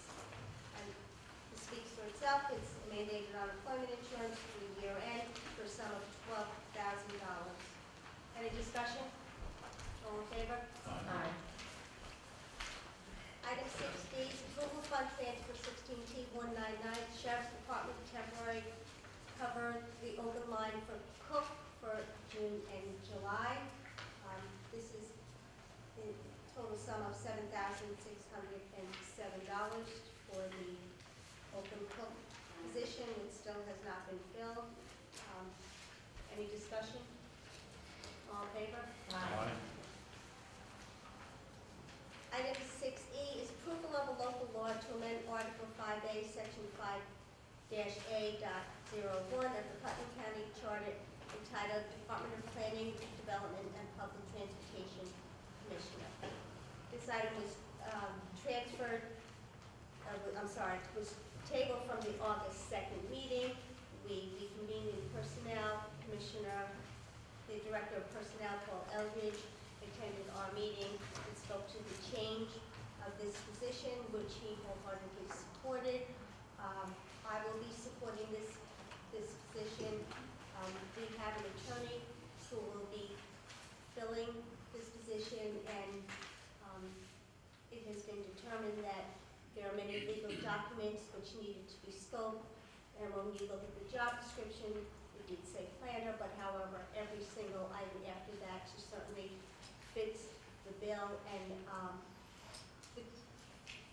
the direction that we're going in, we really feel that somebody with a legal background is very well suited to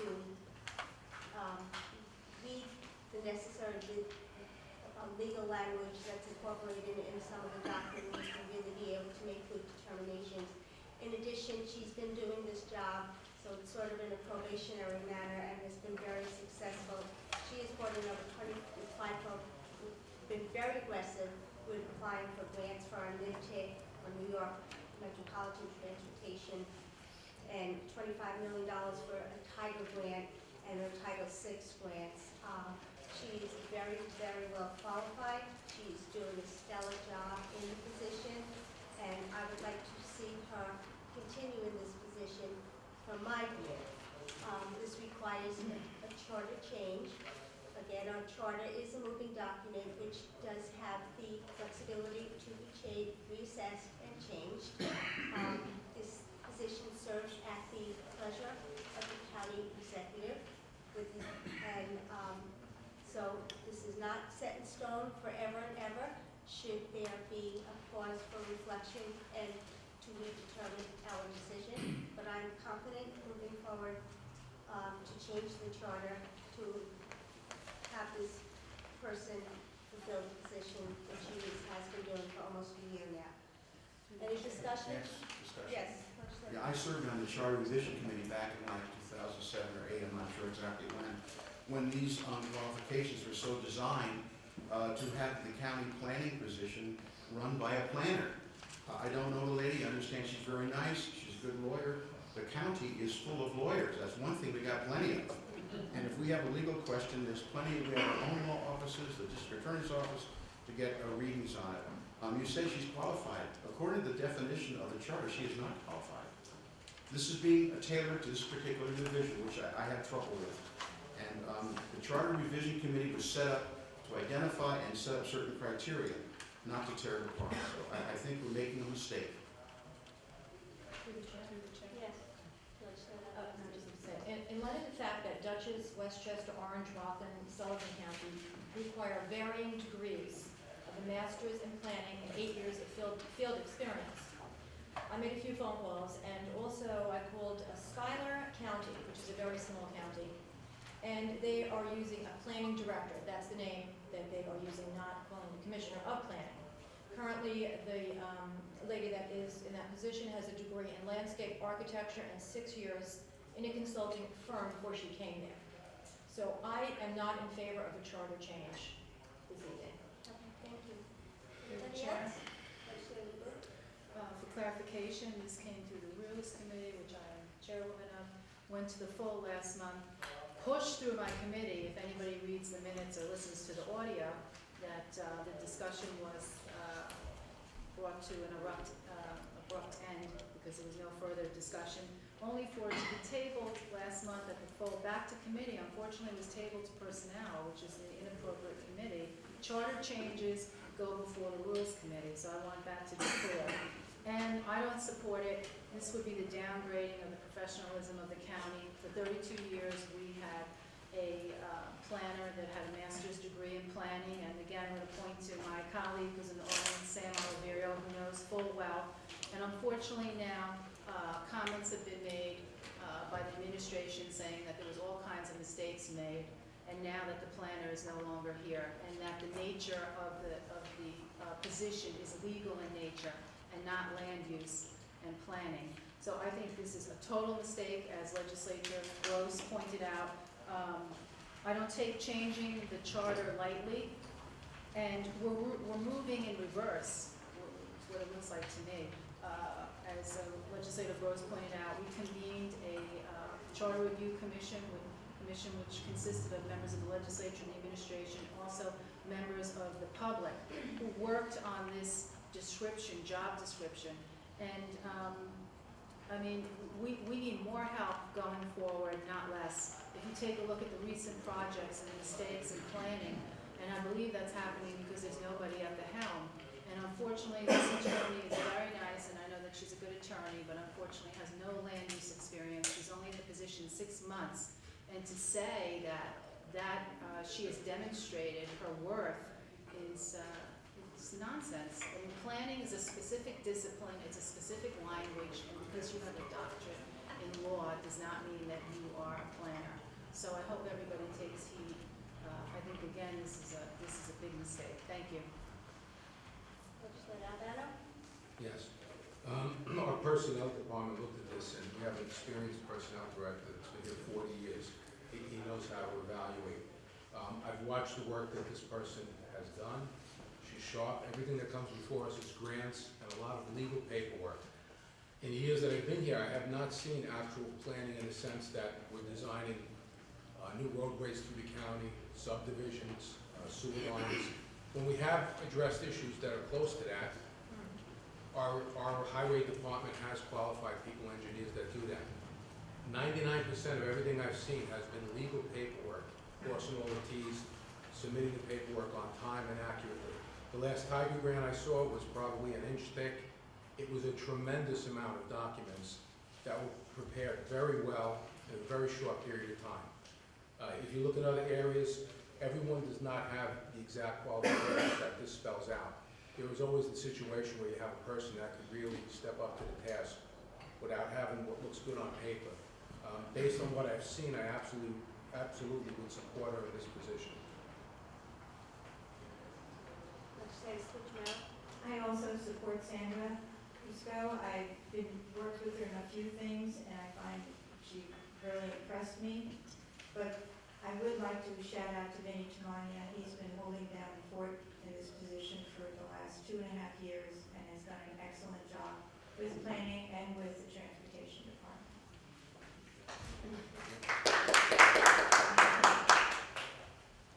Legislator Wright? I too support Senator, but not for this position.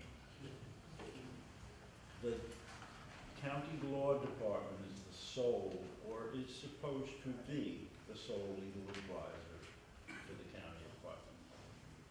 Department heads ought not be engaging in providing legal services to or on behalf of the county regarding any matters whatsoever, in my view. That's why we have a law department, that's why the charter clearly says Department of Law is the sole legal advisor to the various departments and agencies of the county department. As I said, I support this person and her talents, but I do not believe that we are doing anything other than pigeonholing or putting a square peg in a round hole to try to take away the substantial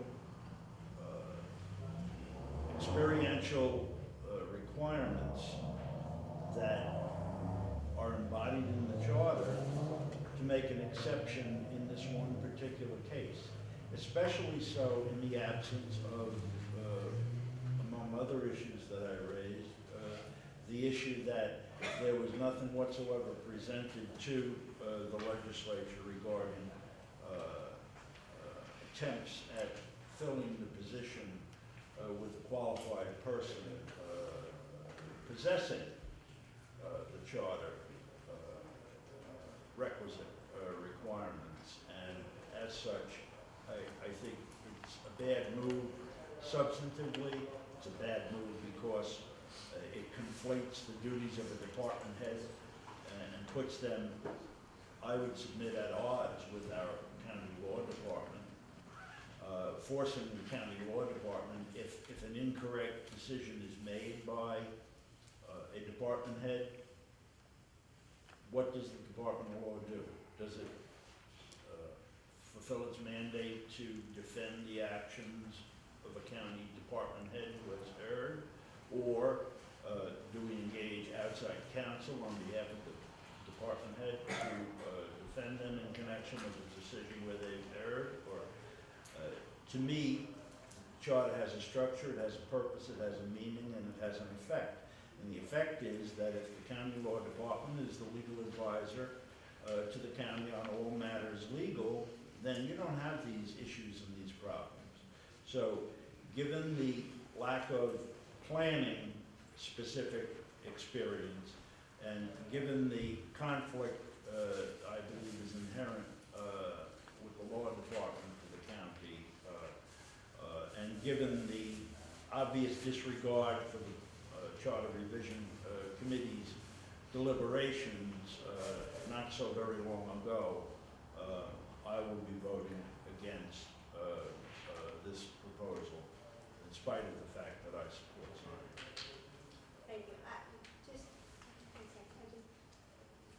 I don't feel that she's assuming this role as giving advice as an attorney, but using her attorney expertise to enhance the role and the position. And, you know, our county clerk is also an attorney, so there's no perceived conflict there. I think that she has the skill set to decipher and to read through the grants and the legal documents, and that is warranted for this position. I think that's what's being determined here. But our county clerk's an elected official whose credentials were well presented and ratified, That as well tonight, and were ratified by all of the citizens of Putnam County at a duly called vote. Well, when you speak whether or not there is a proposed conflict in legal opinions, the same stands, I didn't you know? suggest that the She's county giving legal clerk, advice. being an attorney, would create a Well, conflict. you might run into the same I- situations, what I'm alluding to. I don't know, and I wouldn't speak for him, but I would Well, like as to an assure you that if he were to be called here, the county clerk would, in all respects, defer legal determinations to the Department of Law. I agree, but what I'm saying is her role would not be to give legal advice. Her role would be using her legal background to have an expertise in the position that she's going to assume. I didn't mean to allude that there would be conflict with the county clerk, but he does wear two hats as well. Legislator Gross? I just would comment on Legislator Albano's comments about the planner. I've worked with John Lynch, the former county planner, any number of times on projects in southeast and in the county. And he's a planner, and he was talking about planning with blueprints and unforeseeable problems and so forth. The idea that the county commissioner for planning doesn't need to be a planner is ludicrous. I mean, this is like making a sheriff from accountants or something. You know, it just doesn't wash. It's just politically motivated. It's a tailoring operation for the individual. Let's all recognize it. We have a woman in the planning department who's excellent. She never was even concerned, contacted about this. So, I mean, it's going to pass. The votes are there, but I'm disgusted with this. Serving on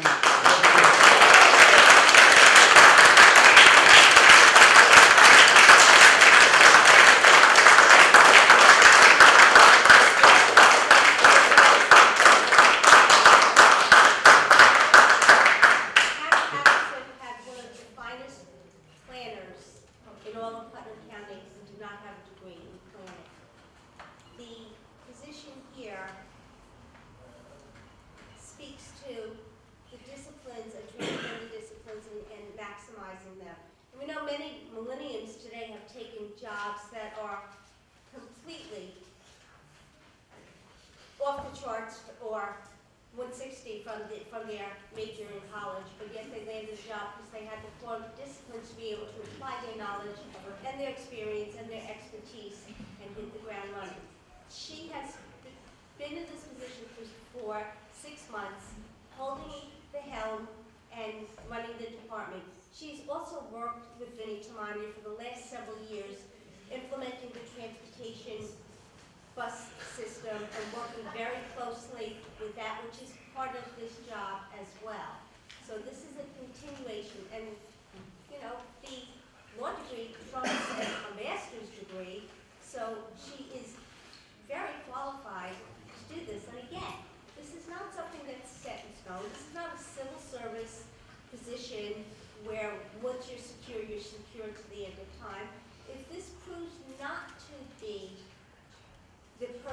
or the person who does not prove to have the qualifications that we deem necessary, this also could be a shift in the future. But I am confident that she will continue to grow and evolve and use her knowledge and expertise and experience to enhance the position and the planning department.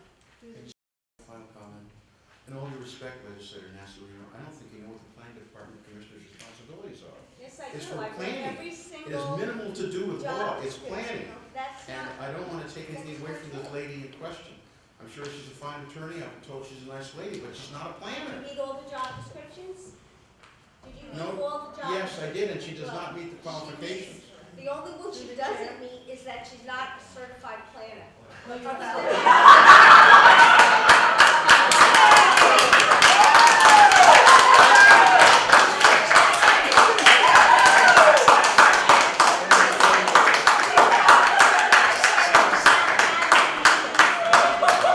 Certified planner in the town of Patterson, knowledge and expertise and experience is second to none in all of Putnam County, but he did not hold that title. So you can laugh all you want. So keep laughing. The fact remains that this position, this person is qualified to continue in this position, and I support her. So if you disagree and you find that funny, keep laughing. No, we do actually, it's hard not. What was the previous commissioner you mentioned? John Lynch. I had the opportunity to work with John Lynch, and he did an excellent job. And when I identified there was some issues that were there, and they all regarded legal, okay, as far as making sure grants were finalized. Like I mentioned at the last meeting, I saw we lost $1 million or even more money than that on a particular grant because paperwork wasn't right. Things weren't crossed, and not to his fault. His part of the job, what he did excellent. Shame on you. Can I please finish? He's not here. I- It's all made up Let- garbage. Please, these are facts, I can get you the details, it was, I think, the Maybrook bike path. He did an excellent job, I'm not saying he didn't do an excellent job. What I'm saying is this position has gotten to the point where the legal paperwork that has to be filed and the things that have to be done is tremendous. We have a highway department that has people that actually do design and drawings, okay? What I've seen come through at every meeting since I've been here is more legal documents and paperwork that has to be submitted to the state, and we have a tremendous amount of money out there on Fair Street that we're trying to bring back in, and like you said, the Tiger Grant, I think was $25 million. That's very complicated legal paperwork, every T has to be crossed, it has to be submitted correctly. When it comes to design, we have to address culverts, and there's a lot of different things, but maybe the job should be redefined. It should probably be changed, the name of it, because it's not exactly true planning as you would have in a town board or a local municipality. They're not really doing as much of that as the job seems to indicate. And there is a certified planner on staff, and there is a team on staff. So the fact that this person meets the requirement in the job description, except for the degree in planning, but we feel that every other single mandate that was described, she's certainly qualified to fill this position. And the change is to remove the planner as the requirement, because we feel the legal aspects and the legal background will enhance and be an asset to the planning department. Just one I was final gonna comment. comment, but I'm not gonna touch it. Just one quick one. You said that there is a lady in the planning department who's a planner. She should have the job.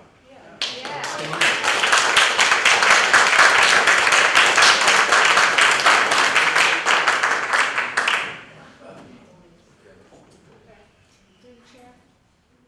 One last comment, then we'll just call it roll call, because we're just spinning our wheels here. Stay on wheels, because each one, our voices count. We'll go Okay? ahead. You spoke numerous I times as did chair, not which I stop don't you. know if I did that's not in stop you. Go compliance ahead. with Robert's Rules of Order, but anyway.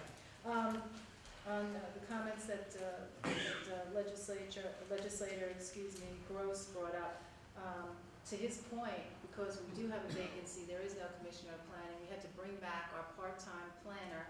was a full-time planner who retired, John Pilner, to come and help us with the final stage of the bike path. That says it all, so that's all I'm gonna say. There's no one in leadership there.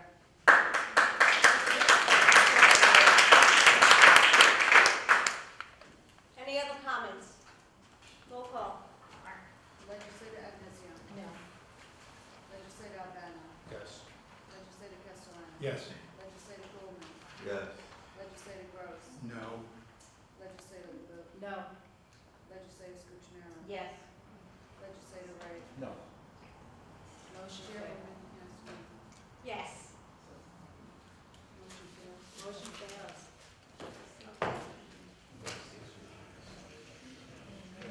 Is that a minimum of 6?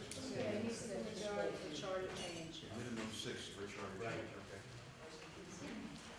Okay, motion failed, so we will move on to the Physical Services Committee. So now I would like to recognize Chairman Albano.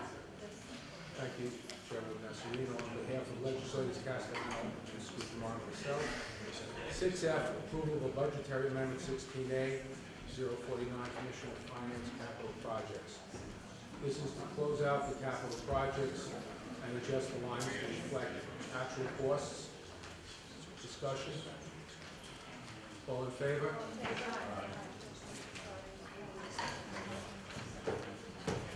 6G, approval of budgetary amendment 16A-050, Highway Facilities, Sheriff's Department Bureau of Emergency Services, Storage Garage Capital Project.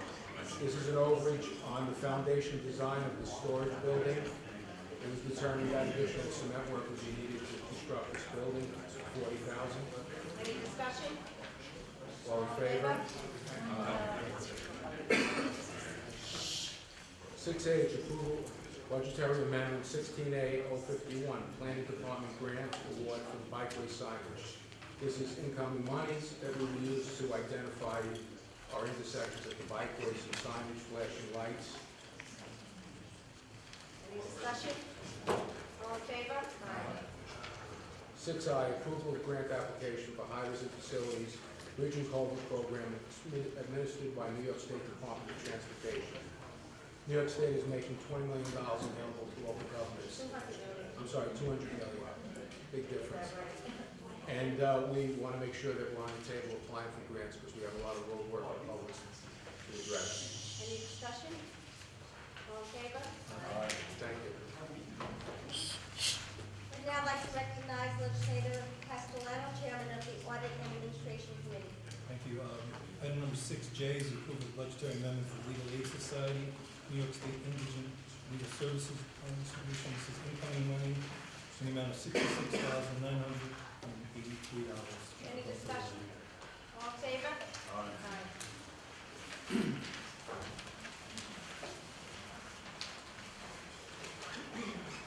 Item 6K is approval of budgetary amendment for the Health Department, the federal cat trap neuter and release program that they have. Again, this is incoming money to Putnam County in the amount of $1,500. Any discussion? All in favor?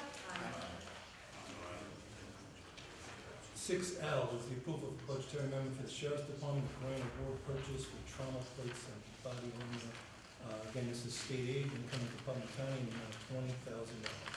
Any discussion? All in favor? Item 6N is the approval of budgetary amendment for the Commissioner of Finance, Department County IDA. So, it's coming out of sub-contingency. They came in front of us with a need of $32,000 that we're taking out of sub-contingency so they can get some affairs in order and put the paperwork ready for the state. Any discussion? Through the chair. Say that this is great, this is very important, so get the IDA rolling. I'm very glad this is on the agenda. Thank you. Legislator LeBeau? Unfortunately, I have the opposite. Roger. Bill had opposites tonight. I think if you connect the dots, I think you'll understand why they're diminishing the qualifications for the planning commissioner. This looks like to me that they're trying to make this a county department within the county. And I remember during our discussions when legislator Scucciaro brought, I believe recommended a consultant, she just wanted gas money We went from gas money now to $10,000 to assist the IDA.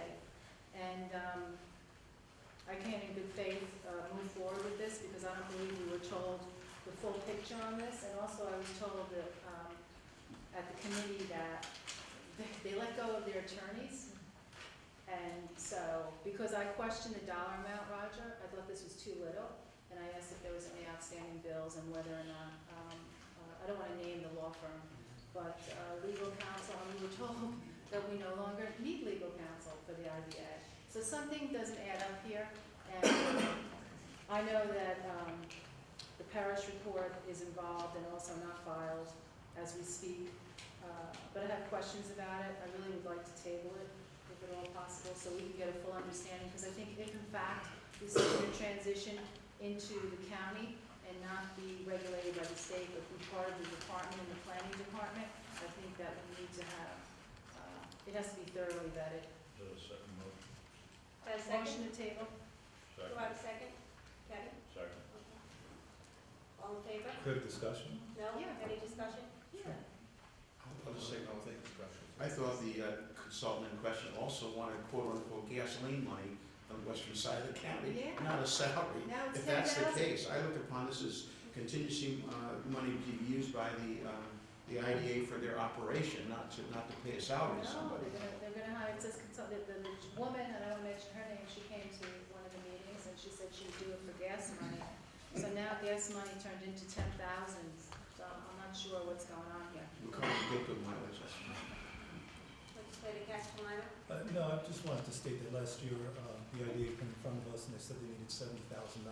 75. $75,000, and we did put it in sub-contingency, waiting for them to come forward. They decided that it wasn't enough at the time, and now we have a new idea in front of us that actually doing it for a lesser amount than $75,000. Had they come in front of us and asked us for $50,000, we would have approved it. It wasn't sub-contingency for them. I just want to state that I think they're doing the right thing. They got this parish report coming up soon, and this is the need for the $32,000. I think we need to fund it. Minus the attorney. Legislator Albano? Yeah, we have a new IDA, and we're trying to give them the tools to do the job right. In the past, we've been late on our dates as far as the parish reports. We're pressed with time, we have to give this the attention it needs.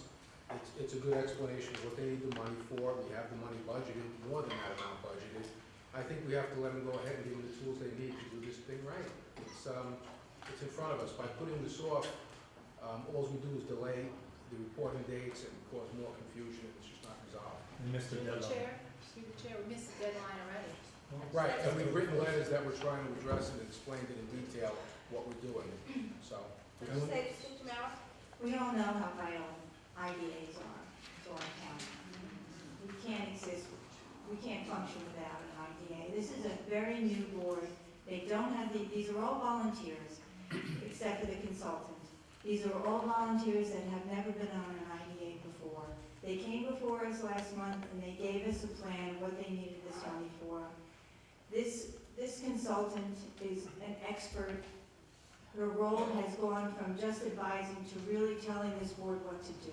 So she deserves the salary she's getting. It's not a lot of money. It's a one-time once this IDA gets on track to move forward, she will bow out. This is a one-time consultant. And the last IDA, no offense, was a disaster. They were late for every That's not report. fair. Well, it's true. They were late for every report. The Attorney General came down and asked questions. We need this to go forward. We can't hold this up another month. We have reports to do. We have people looking. I've talked to Jill Riccio from the EDC. There are people waiting in the wings to find out what's available through the IDA. We can't wait on this. Through the chair? Yes. Thank you. Barbara, I just find your view of this interesting because you did a 180. With the former IDA, you were demanding a business, can I finish? You were demanding a business plan. All we have here are And never three got numbers. one. All we have here is three numbers, and those people were on the IDA board for several years.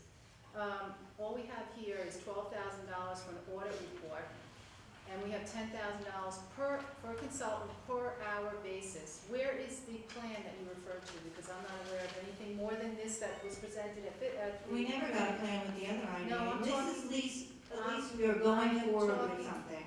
Okay, I'm going on your comments. You said that information was provided at the, Yeah, that's enough What- information. where is it? The only thing we have here is a That's fine. table They came of and they three. spoke. They Three, spoke. but Bill you referenced Carlin, the plan. You Bill Carlin referenced the spoke. plan. They spoke. Where Bill is the Nook plan? spoke. Where is the plan to substantiate this consultant and how this money is gonna be spent? And also for a clerical administrative person, another $10,000. How is this money gonna be spent? It says it here. It says it No, right it there. doesn't. There's no specificity. It's just a large number saying that they It's need not it. a large number. I believe that It's the ridiculous. breakdown is the audit report, 12,000, consultant, which is an expert in this field, and What's the consultant's name? I don't know. What's the consultant's name? Terry Barbara? Leda. You recommended her.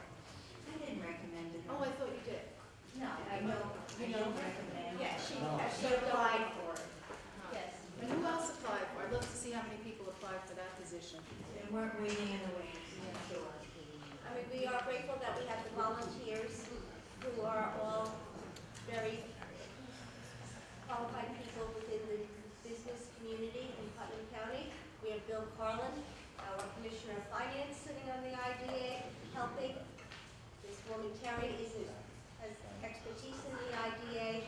And the argument that we've heard over and over again from the past IDA is that they need some funding to get started to fuel the IDA so that they can make some progress. So we did encumber the $75,000. Unfortunately, they all walked away before they utilized the money, and we were left without an IDA board.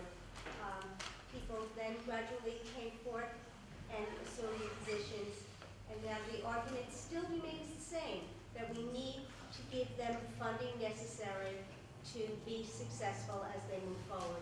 Through the chair, if I could. Okay. Legislators be recognized, please. Legislator Albano. We recognize the fact that it would be realistic to put aside $75,000. There's a lot of work that needs to be done here. When you look at the audit report, 12,000 seems reasonable. That has to be done. We have to start at square one and have our numbers correct and all our information. The consultant, obviously is a consultant that has a lot of experience in this. Again, that seems reasonable, $10,000. And then clerical, these are volunteers. They need help to get this paperwork done. They're starting from square one. They're gonna need the help. It seems like a reasonable amount of money. To hold this up, it just does more damage. And in the end, you can see that these things are gonna be required, and probably more in the future. Again, I support it. We should keep it moving, and we gotta keep this on track. Legislator Gross? Thank you. I certainly support the idea of moving forward and having the funding. I'm not comfortable with the salary involved, but I know the clerical person from the last IDA worked very, very diligently, and the money is certainly well spent. We need to get the thing going. It's been dragging for too long, so in spite of the consultant salary, which I'm not happy with, I think we need to pass this thing. Through the chair. Legislator Wright? Do we have a confirmed proposal from O'Connor Davies for the audit for 12 grand? Not that I'm aware of. So this That's through the This is the guesstimate. IDA, they haven't, I don't know if it was submitted to us. Do we have an hourly rate of compensation for the $10,000 we're allocating for the consultant? No, I think that's the $10,000 is for the year. And again, the idea is a separate board outside Yeah, of Putnam it's County. not It's their under- responsibility. They're asking for $10,000. The way they use the money towards this individual, it's an individual that comes with a lot of knowledge since she used to work with our Westchester County IDA. And this might be the savings that they don't have the attorney for. The auditors gave us the offer to them, and that was what was approved, the $12,000. And again, it's a separate agency outside Putnam. I'm Through sorry, the the chair. auditors gave, From what was discussed in audit last week, they went to O'Connor Davies, and that's the offer they gave them, and it was accepted by the IDA. who represented at the committee that O'Connor Davies agreed to do it for 12 grand? Bill Carlin.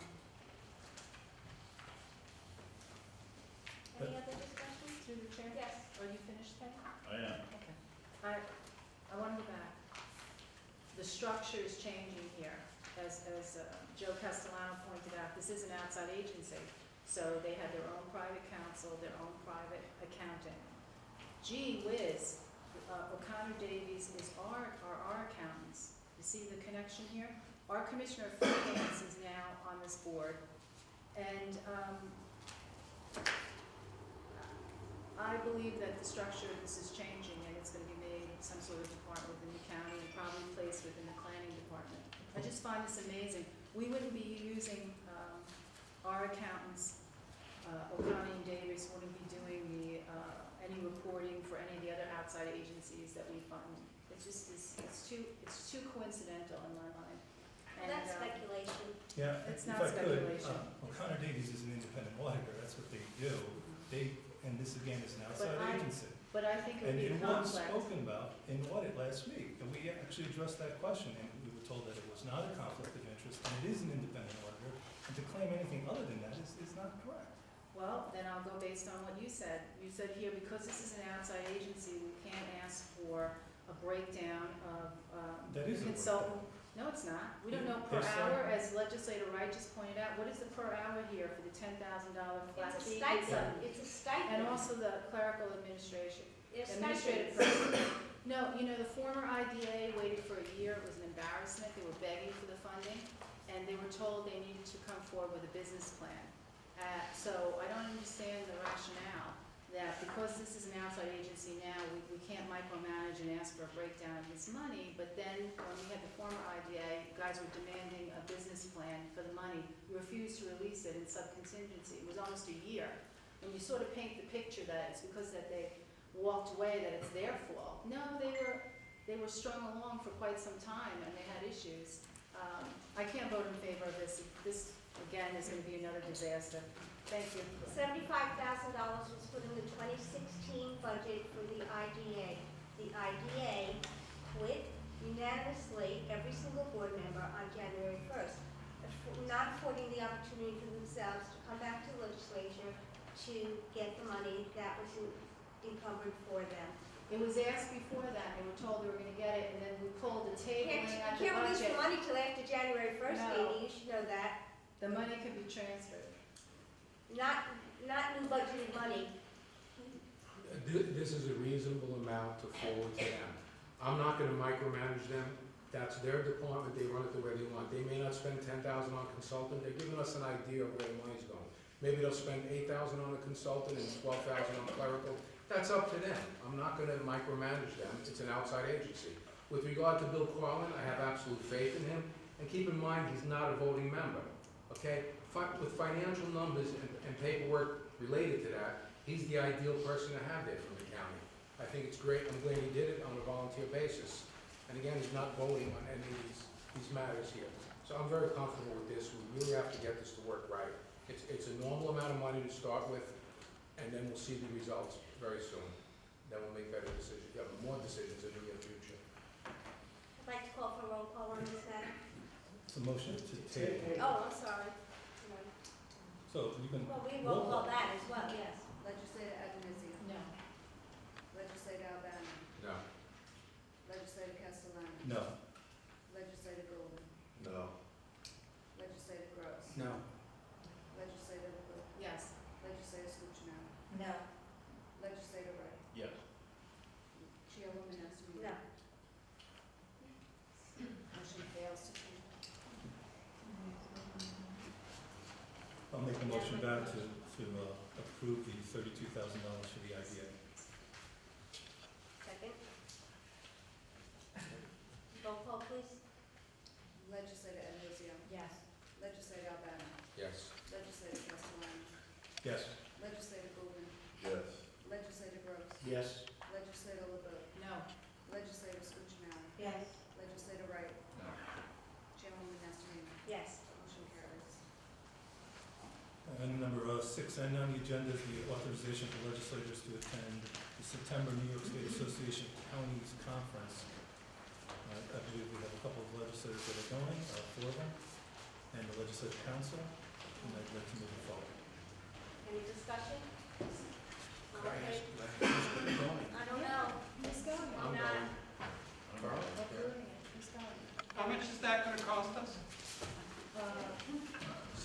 $76, I think it is, Per person, right? per person, yeah. Four 3-day conference. four legislators are slated to go. Okay. All in favor? Aye. Thank you. Okay, thank you. Other business? Is there any other business that anybody would like to discuss? There being none, recognition in public? Yes. Supervisor Oliveri? We miss you, Sam. Yeah, and we miss you, Sam. We miss your host. I work with almost all of you except Bill and Tony, who came on after I left. You all have big hearts, I know that. I've worked with you for many, many years, some of you upwards of 10 years. I know your focus is great and your motivations are always to the benefit of our community. I have seen that time and time again. And I understand the need for the senior center in Phillipstown. Just a little history though. 2006, Vinnie Tamagna brought forward Paul Gallardo to our physical service meeting to discuss initially building a senior center in conjunction with a project that Mr. Gallardo was working on. And we talked about it and we investigated it. And even at that time, 10 years ago, we had requested investigation to other buildings as well. We liked what we were hearing from Mr. Gallardo. Shoot forward. On my next to last year on the legislature, the project came back again fairly full force. And the concern I had is the one that was voiced here by a few of our legislators, and that is I always believed it was better to buy than lease. And Carl, you and I discussed that, and I remember our discussions at length about that. And I said, Carl, if we could get a 20-year lease locked in with all the costs there, I would probably vote in favor because I believe the seniors needed it. It's now a 15-year lease, which, I mean, it's better than With a 10-year option.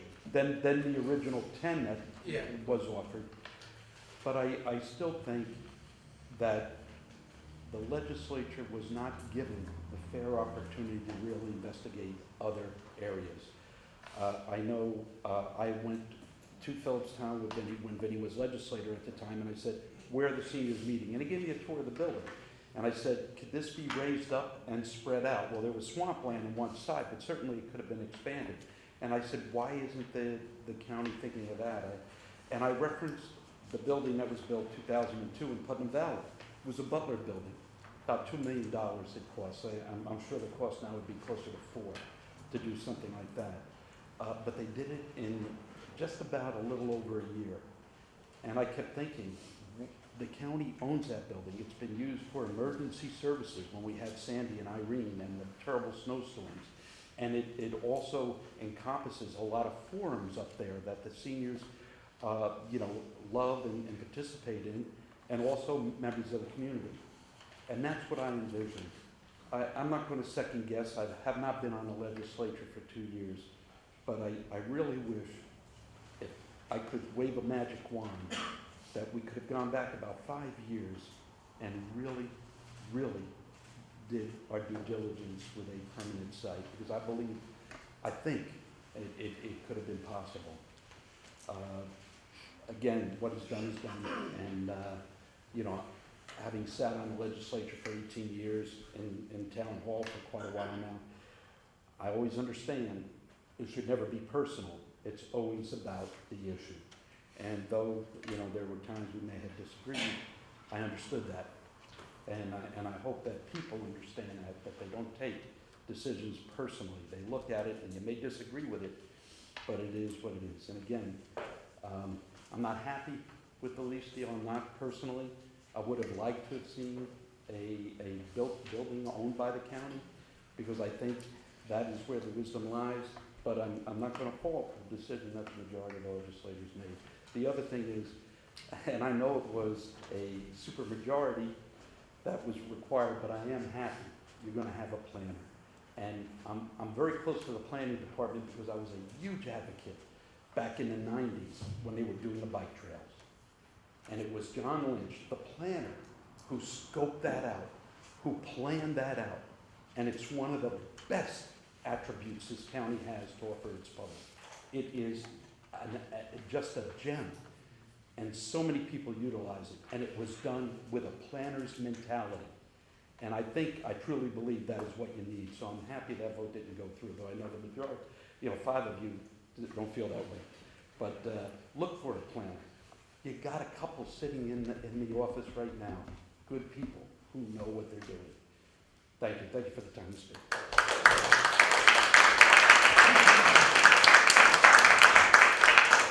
Yes, please come forward and please state your name.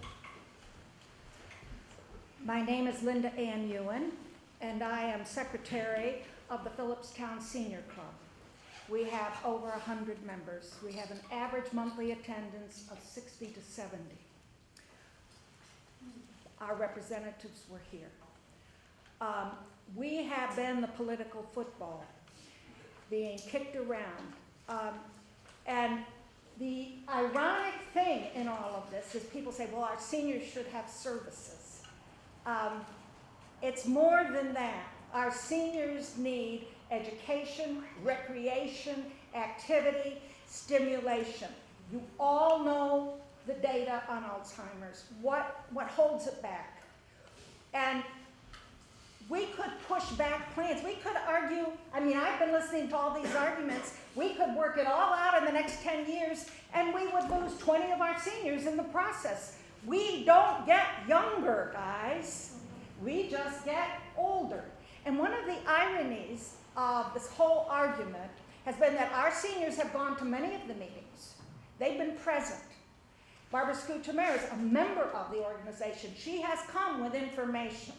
The objections that people in the community have, they never came to us. So those of you who are arguing against the center, you never came to the group that is most affected. Now, I want to say that we are independent. We have no affiliation with United Way. We are independent of the Senior Resource Center. We are an independent organization. We meet in the community room of Chestnut Ridge. However, a large number of us do access the services that will be offered. We have been in the American Legion. You are welcome to come to our exercise class where we have to move all the furniture and we bump into the billiards table and the old men who don't want to exercise grump at us because we have no space. And the whole argument that, well, we can just do something better has ignored what is actually going on. Now, I'm not positive this is the best deal. I've heard a lot of objections, and probably there could have been a better deal. But right now, this is what we've got. And I think as elected representatives, it's up to you to try to make it work as best we can. And I would urge you to work with organized seniors and not treat us as though we're over there somewhere. We got some pretty smart people in the organization.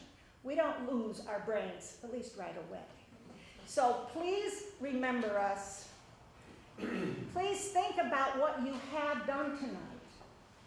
You have passed it, I'm pretty sure, after listening to this meeting.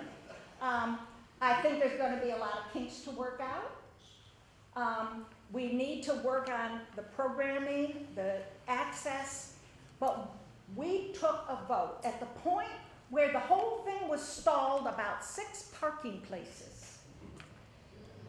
The organization up to that point had said, we're not going to get organizationally involved. We got all these people yelling and fighting and making arguments. We're not going to be involved. But when it got stalled over 6 parking places, it was obvious to us that somebody didn't give a blankety blank about the seniors. Really. And that is when we organizationally took a vote unanimously that we need this senior center. Thank you. Thank you. Nancy Montgomery, Deputy Supervisor of the Town of Phillipstown. I took some notes. I have a couple of questions. One pertaining to the planner, and I missed the documentation on that. Is this new planner a land use attorney? Does she have her degree in land use law? It didn't pass. It didn't pass, okay. So, I mean, I would just encourage you, as you move forward, it's very important to our town that we do have a certified planner. We've spent a lot of time redeveloping our zoning code, and every piece of paper that's passed through the planning board, every local law, every zoning issue is presented to the county planner for their stamp of approval as well. So it's really important, and I would hope that it's a land use attorney at least, but really preferably a certified planner. The next question is, I couldn't find the adopted 2016 budget on your website, unfortunately, but I think I recall that the budget for the Office of the Aging, maybe Pat can clarify, was decreased from 2015. 2016 it was lower, possibly. But so that just brings to mind what Linda Ann was talking about.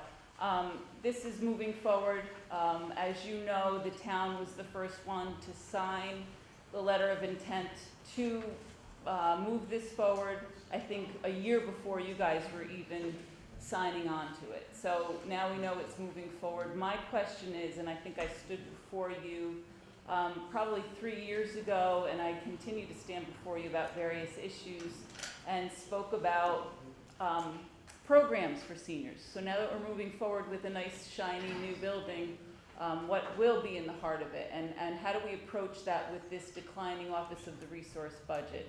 Our seniors do need a lot.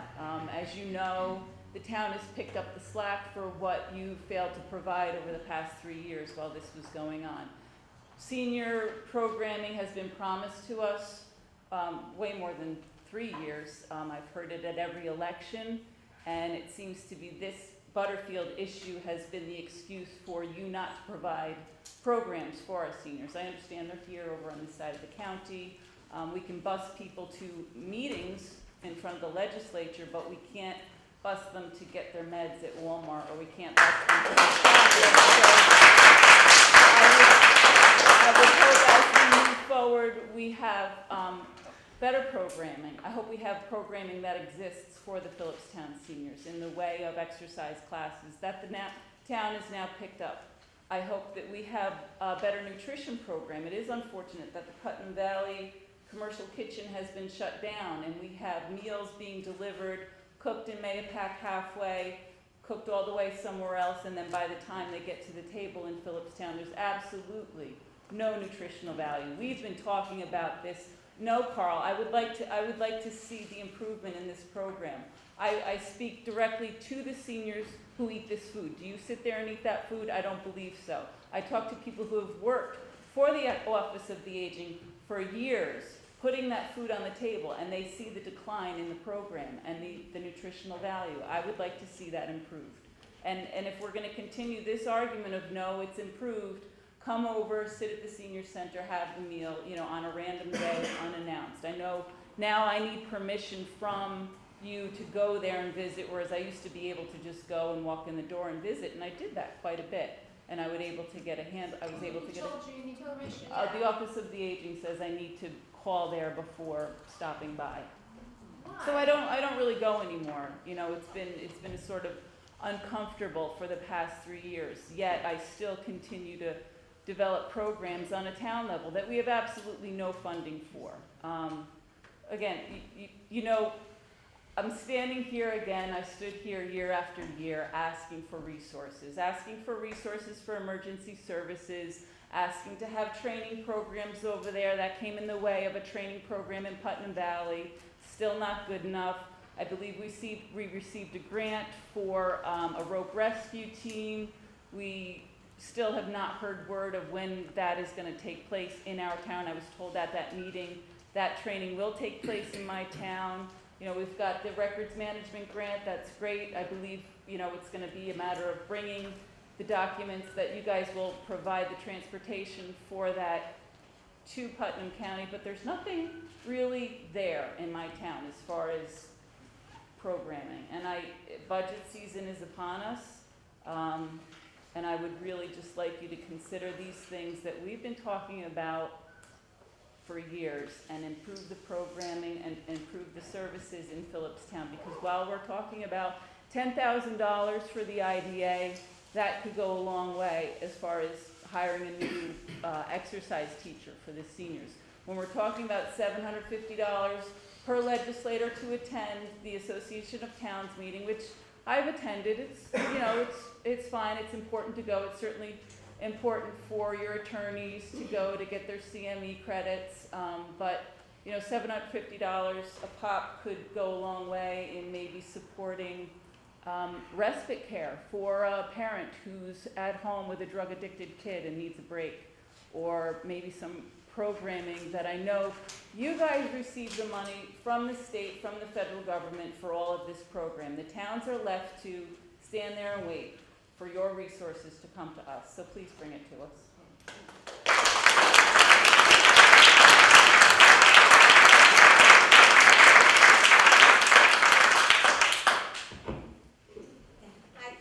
I just want to comment to you, Nancy. I think when we pledge your support for Butterfield tonight, certainly have my pledge that we will look to support the programs to enhance that center.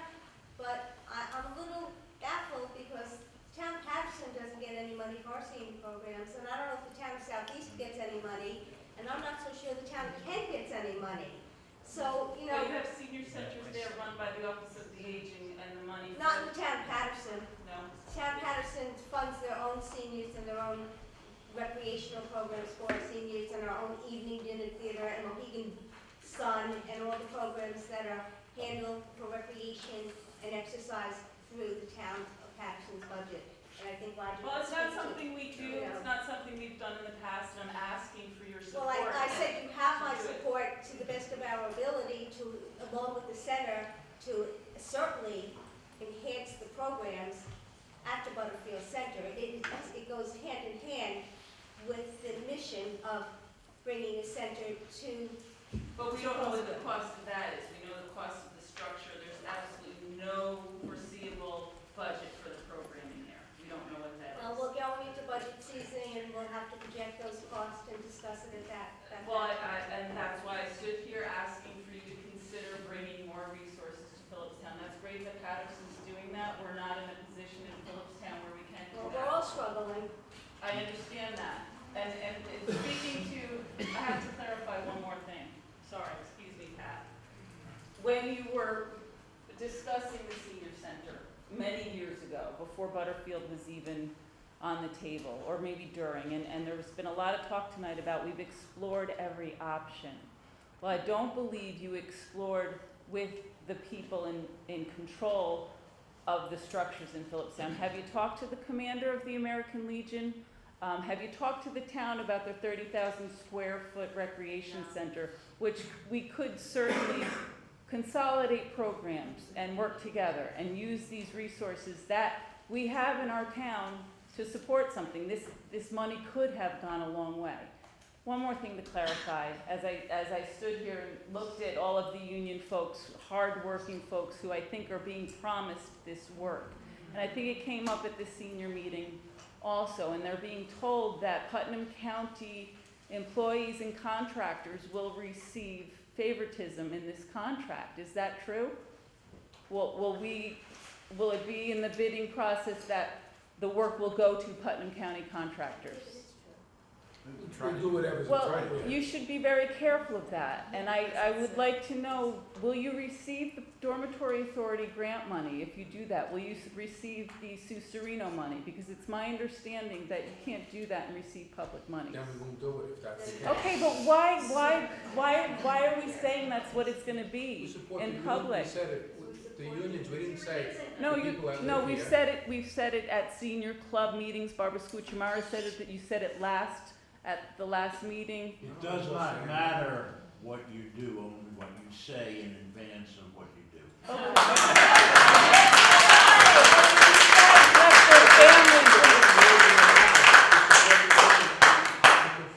I'm confused why, I mean, I really appreciate that these really hardworking union guys are being taken away from their Putnam County families. But I question it, because I've heard that work is being promised to them. I would love that. I have plenty of Putnam County family members and friends who are contractors that would love this work. All I'm saying is I really don't believe you'll be able to receive public monies if you promise that. We didn't promise that. What we said is we've utilized the unions in the past, and if that option is there. Well, what are we welcome leading that them to opportunity. believe? This is implied here. No, don't put words in our mouths. To the meeting. Why Let's is- start with that. Who contacted them? Why are they We're making here? up statements that aren't factual. Well, why are they here?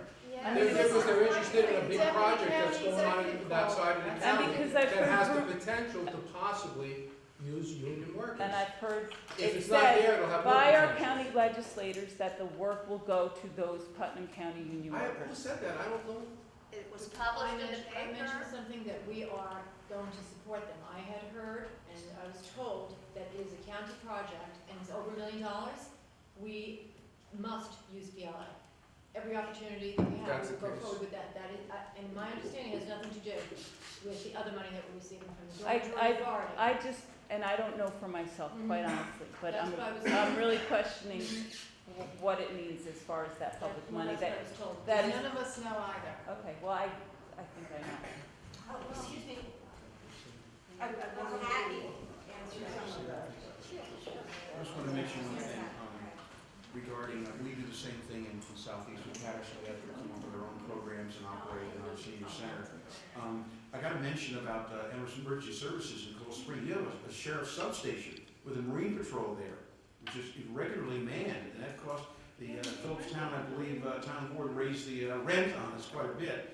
We renovated the facility, so we're there in emergency services. And to say that we're not there at all is not fair. How long did it take you to pay the rent on the building?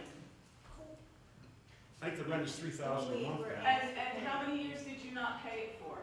We renovated the facility, ma'am, so it would be much better, and we I give renovate you my very rented good house services. every day, I still pay my rent. Yeah, we'll give you very good services over. The sheriff's department goes out of their way to service the western part of the county. Tricia Sheedy?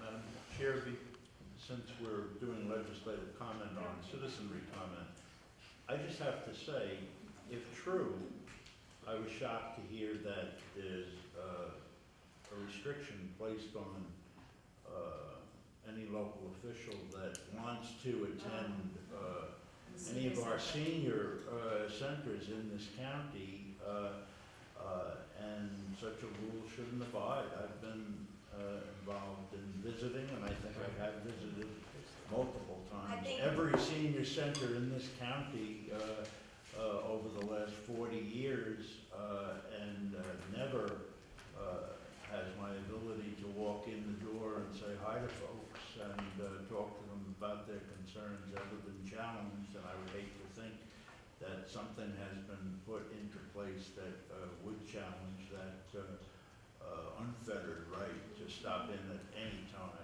whatsoever. And I think Pat will address that issue. First of all, I have to say, I am Irish, and I think my Irish is up. I'm a little annoyed about what I heard.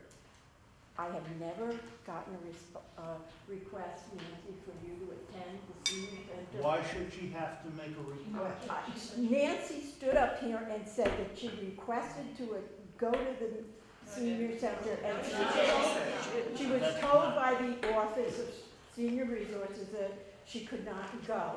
That has, I'm not aware I of did my that. regular visit to the senior center, and I received an email from your office after many years of attending saying, in the future, please get clearance from the Office of Senior Resources in Carmel when you are going to stop by the senior center. If we want to play this game, I'll go and I'll find the email, and we'll do that, and we'll still sit here and. I'd like to see the Okay, email. we'll play your side, and go back Can and we forth. just assume then, for purposes of settling that portion of it, that that rule does not attend and no such restriction applies? No, there is no rule as far as that goes. We do not allow people who are running for office to come in and electioneer at the centers. They can come in, they can come and say hello, but we do ask them not to do active electioneering. The seniors Except themselves, Barbara. the seniors themselves have asked not to do that. Barbara, as an elected official, has come to the senior centers, as have all the others. And when you're coming, I know it, even if you are running for office, you're not handing out literature and that. When they have the parties, they do come and hand out the literature, but on a daily basis, coming to the senior center, it's open. The elected officials can come to the senior center. So there's some kind of a blockout period during which there's a prohibition to come? Well, there's no clear prohibition. The seniors themselves have asked that they not be electioneered while they're having lunch at the center, but there's no, written prohibition. So why would someone from your office send an email to Nancy Montgomery? I'm not necessarily familiar with that email. If Nancy has that email, I'd love to see it. I do recall that there was a time when I first came into office, there was a lot of concern about the food that was being served at the senior center. And that's another thing that I'd like to address. I think many of you are. But I just want to be Before we get clear. to food, could we just, because I'm still unclear as I'm to not what the familiar policy with the is. email. Well, forget about the email. What's the policy It's a vis-a-vis? public Pat, if you space just and it's pose the open. question so that your answer is clear and unmistakable. What is the policy with respect to a public official visiting in an unrestricted manner at any time at any senior center here in the county? They can go. Okay. What she said. I mean, that's plain and simple. And no request for prior permission is required. No.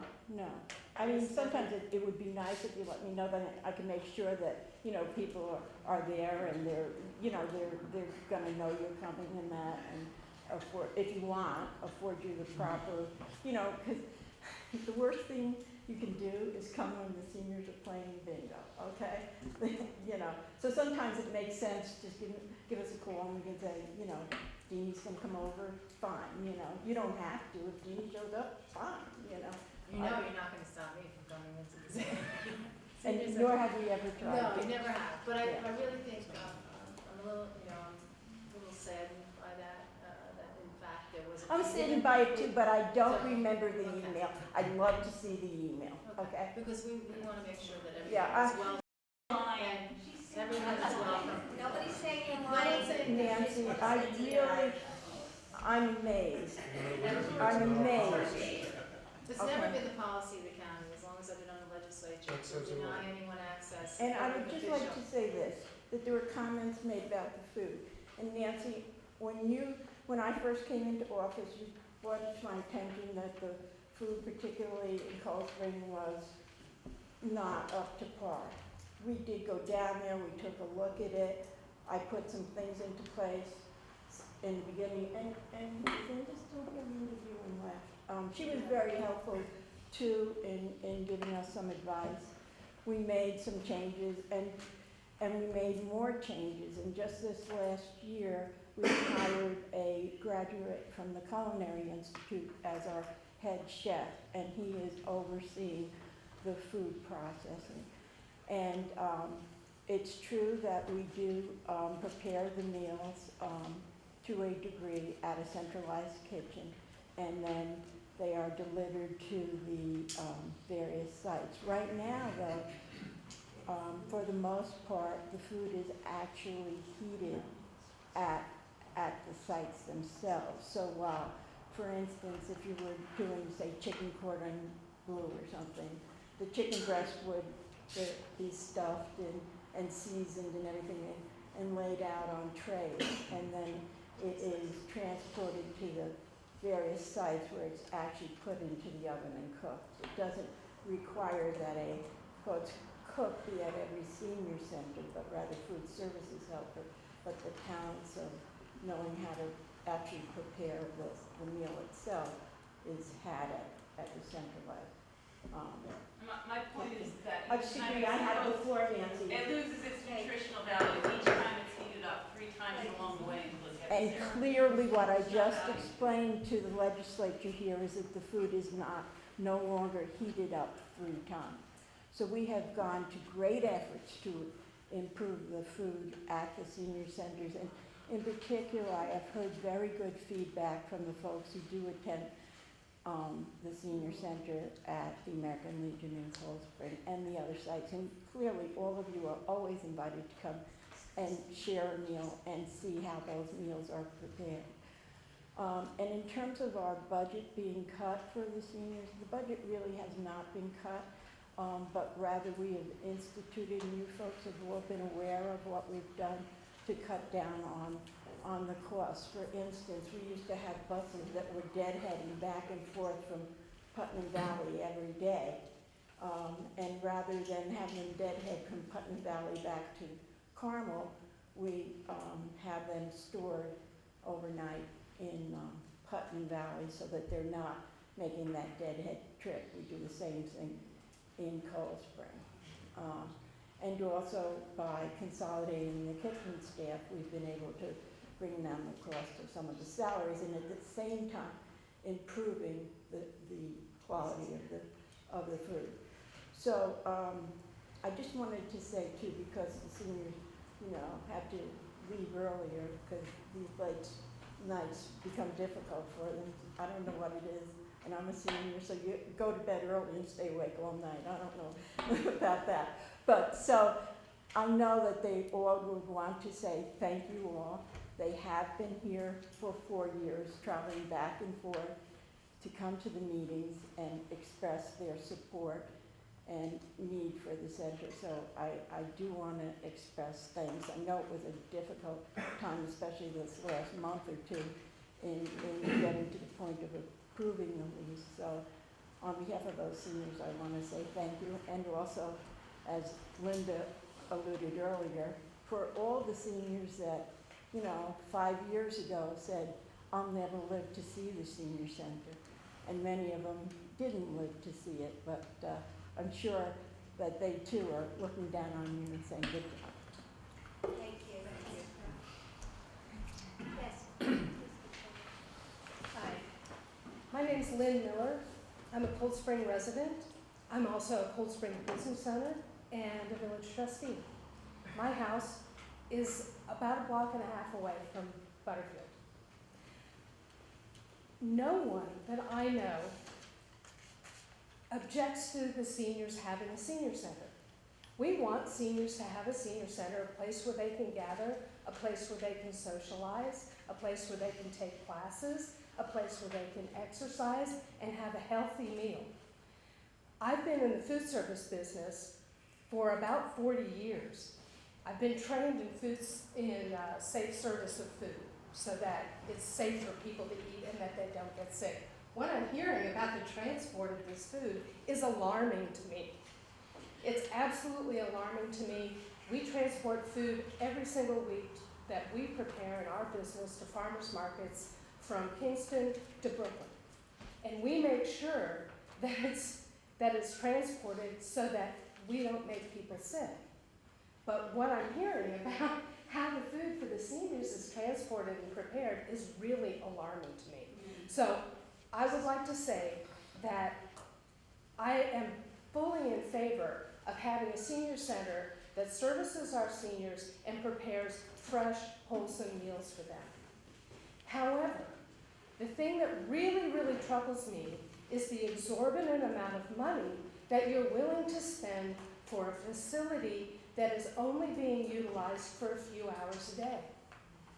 I know the seniors have needs, but those needs are not specifically different from the middle and lower income people that live in our community as well. My husband and I lost everything in 2008, and we had to recreate our vocations. We lost everything. We lost both jobs. We've almost lost our house about 3 times since then. It's been a real struggle. And we've managed to keep our house out of foreclosure. However, what really troubles me is that you guys are willing to spend an enormous amount of money to service a very limited number of people within our community. I am not arguing that the seniors don't deserve a senior center, but our young adults, our teens need a place to gather. Our middle and lower income people who can't afford gym memberships need a place to go and have and get exercise. We need a place to gather. I would love to have a contra dancing class, maybe once a week, to bring people together, including seniors. And in the research that I've been doing in the last months about senior centers, and those that have the best programs with the best outcomes for seniors are not programs that segregate the seniors from the rest of the larger community.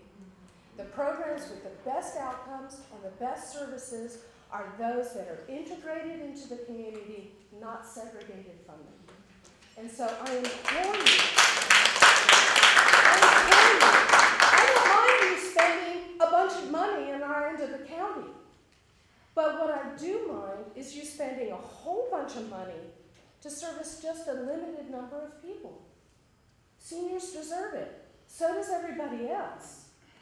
I'm paying taxes all my life. I deserve services too. And what is really troubling, another thing that is really troubling to me, I'm a business person. I have signed leases on a number of commercial properties to operate my business in. I would never go before a bank and ask for a loan for $800,000 without a clear business plan about how that money is specifically going to be used, not now and going forward. No bank would loan me that kind of money to do that. But that's what you're asking us to do. That's what you're asking us, the taxpayers, to accommodate for a limited number of people. I'm asking you to take a broader view of what this senior center will do, or what this center, this nutrition center, this exercise center, this community center will do, and what we need in our community, and tailor it so that it really addresses the needs of all our citizens, including our seniors, our youth that are at risk, that you just honored programs for earlier. Please, take another look at this list, at this lease, and please articulate to all the rest of us how many people are going to be using it, how many hours a day, and what is going to be going on there. This is a block away from my house. I'm covered with dust from this construction project for the past year. I don't mind that. What I do mind is being asked to pay up in advance for something that is, I don't even know what it is, other than a senior center where folks over 65 get together. How about the rest of us? Thank you.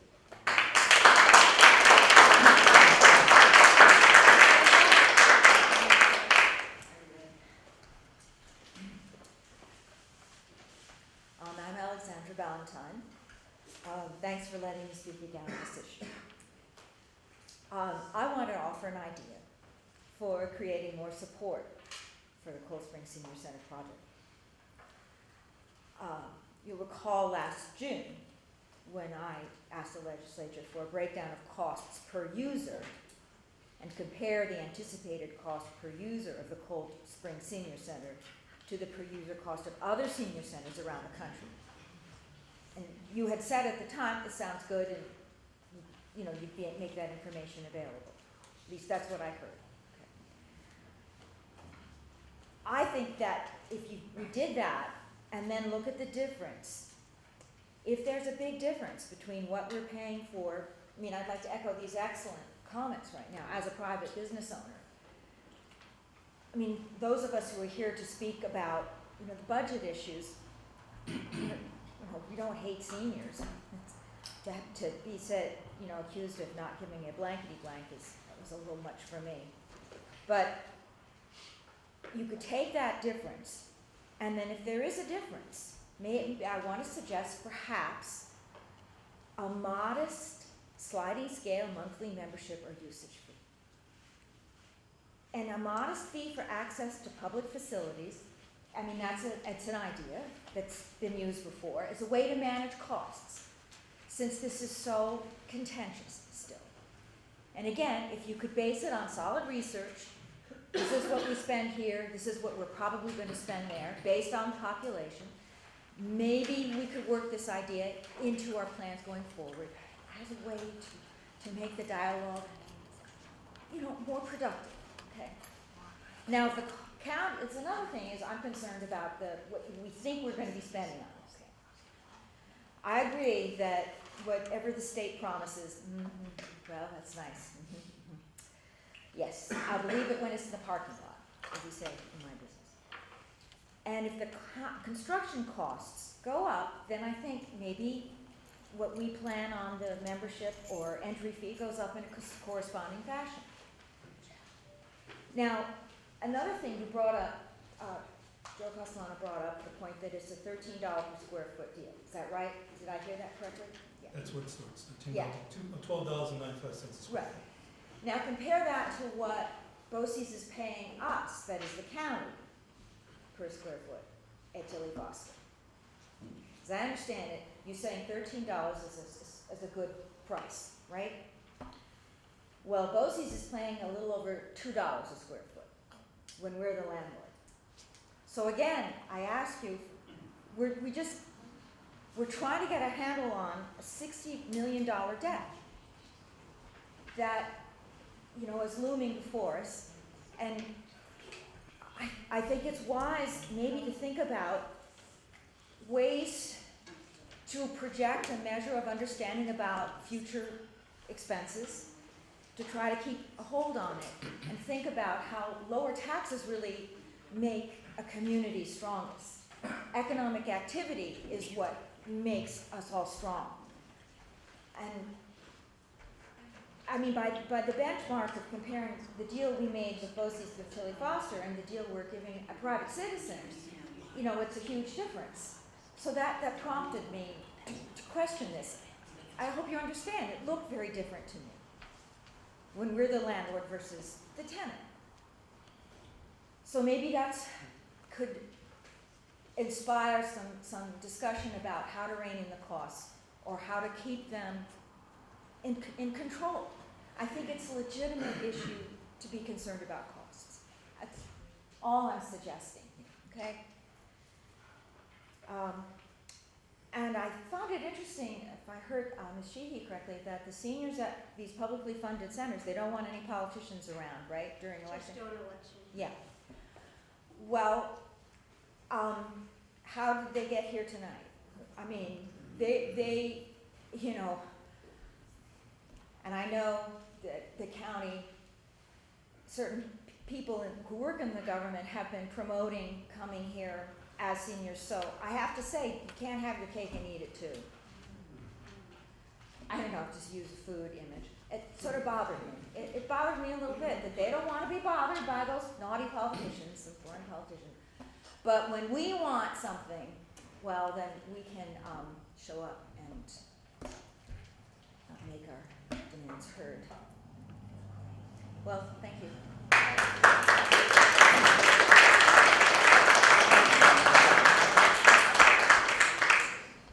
hope I didn't step in front of anyone. No, it's okay. I need to clarify something. Oh, okay. All right, I'll be brief. I'm Armanda Familetti from Carmel, New York, and I'm a senior. And I have to say thank you. I really believe, and I can take a poll because this is a very democratic place and very democratic night. I can't imagine, I'll say first, that there is anyone in this room who doesn't appreciate seniors, who doesn't want them to have a senior center. Thank you.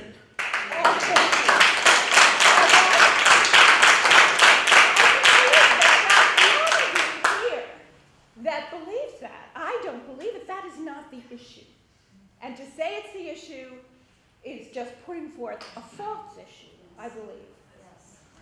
I think that the issue is this lease. I think the issue is pushing this lease when obviously many, many people think there's a problem with this lease.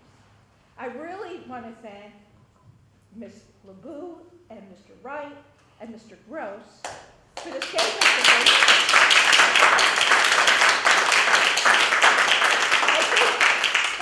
I think they're absolutely rational.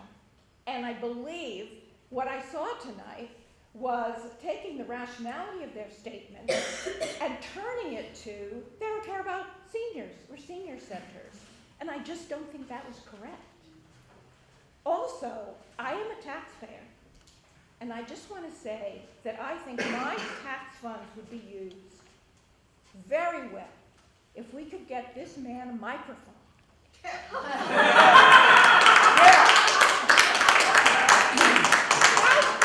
much do they cost? Really?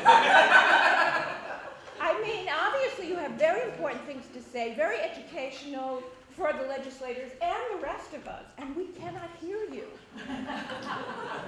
He can have mine. I've been known not to need one. Requires it. Okay, well that is very generous of you, and that is really all I have to say. Thank you. Thank you. I just don't want to leave you guys or the public speculating, and I just have to clarify, Pat, I did not call you a liar. When you indicated you found it hard to believe that there was an email, I said, oh, I'm a liar. That's what you heard, and you can clarify it with those. I called myself a liar because it was presumed there was no email, but August 1st, 2012, Nancy, in speaking with Eileen Barrett of the Office of the Aging, it was stated that there is no resolution in place. I was looking for a resolution, like you were, finding the policy where it states I need permission to go to the senior center, that I went to, pretty much all the time on my own unannounced. So there is no resolution in place or anything written in the lease regarding visitation to the senior center. However, if you would like to visit the senior center, they are asking that you please contact them with the date and time you would like to visit. You can call Pat Sheehy at 808-1700 extension 47105.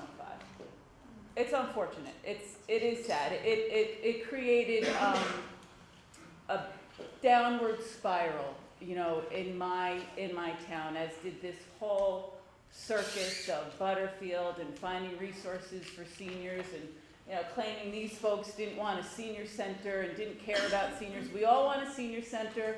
I want programming for seniors. I could put programming anywhere. Just give me the program. I don't need a new, nice, shiny building. We've got a lot of them in Phillipstown we can use. There's the email. If you want it, let me know. I'll send it to you.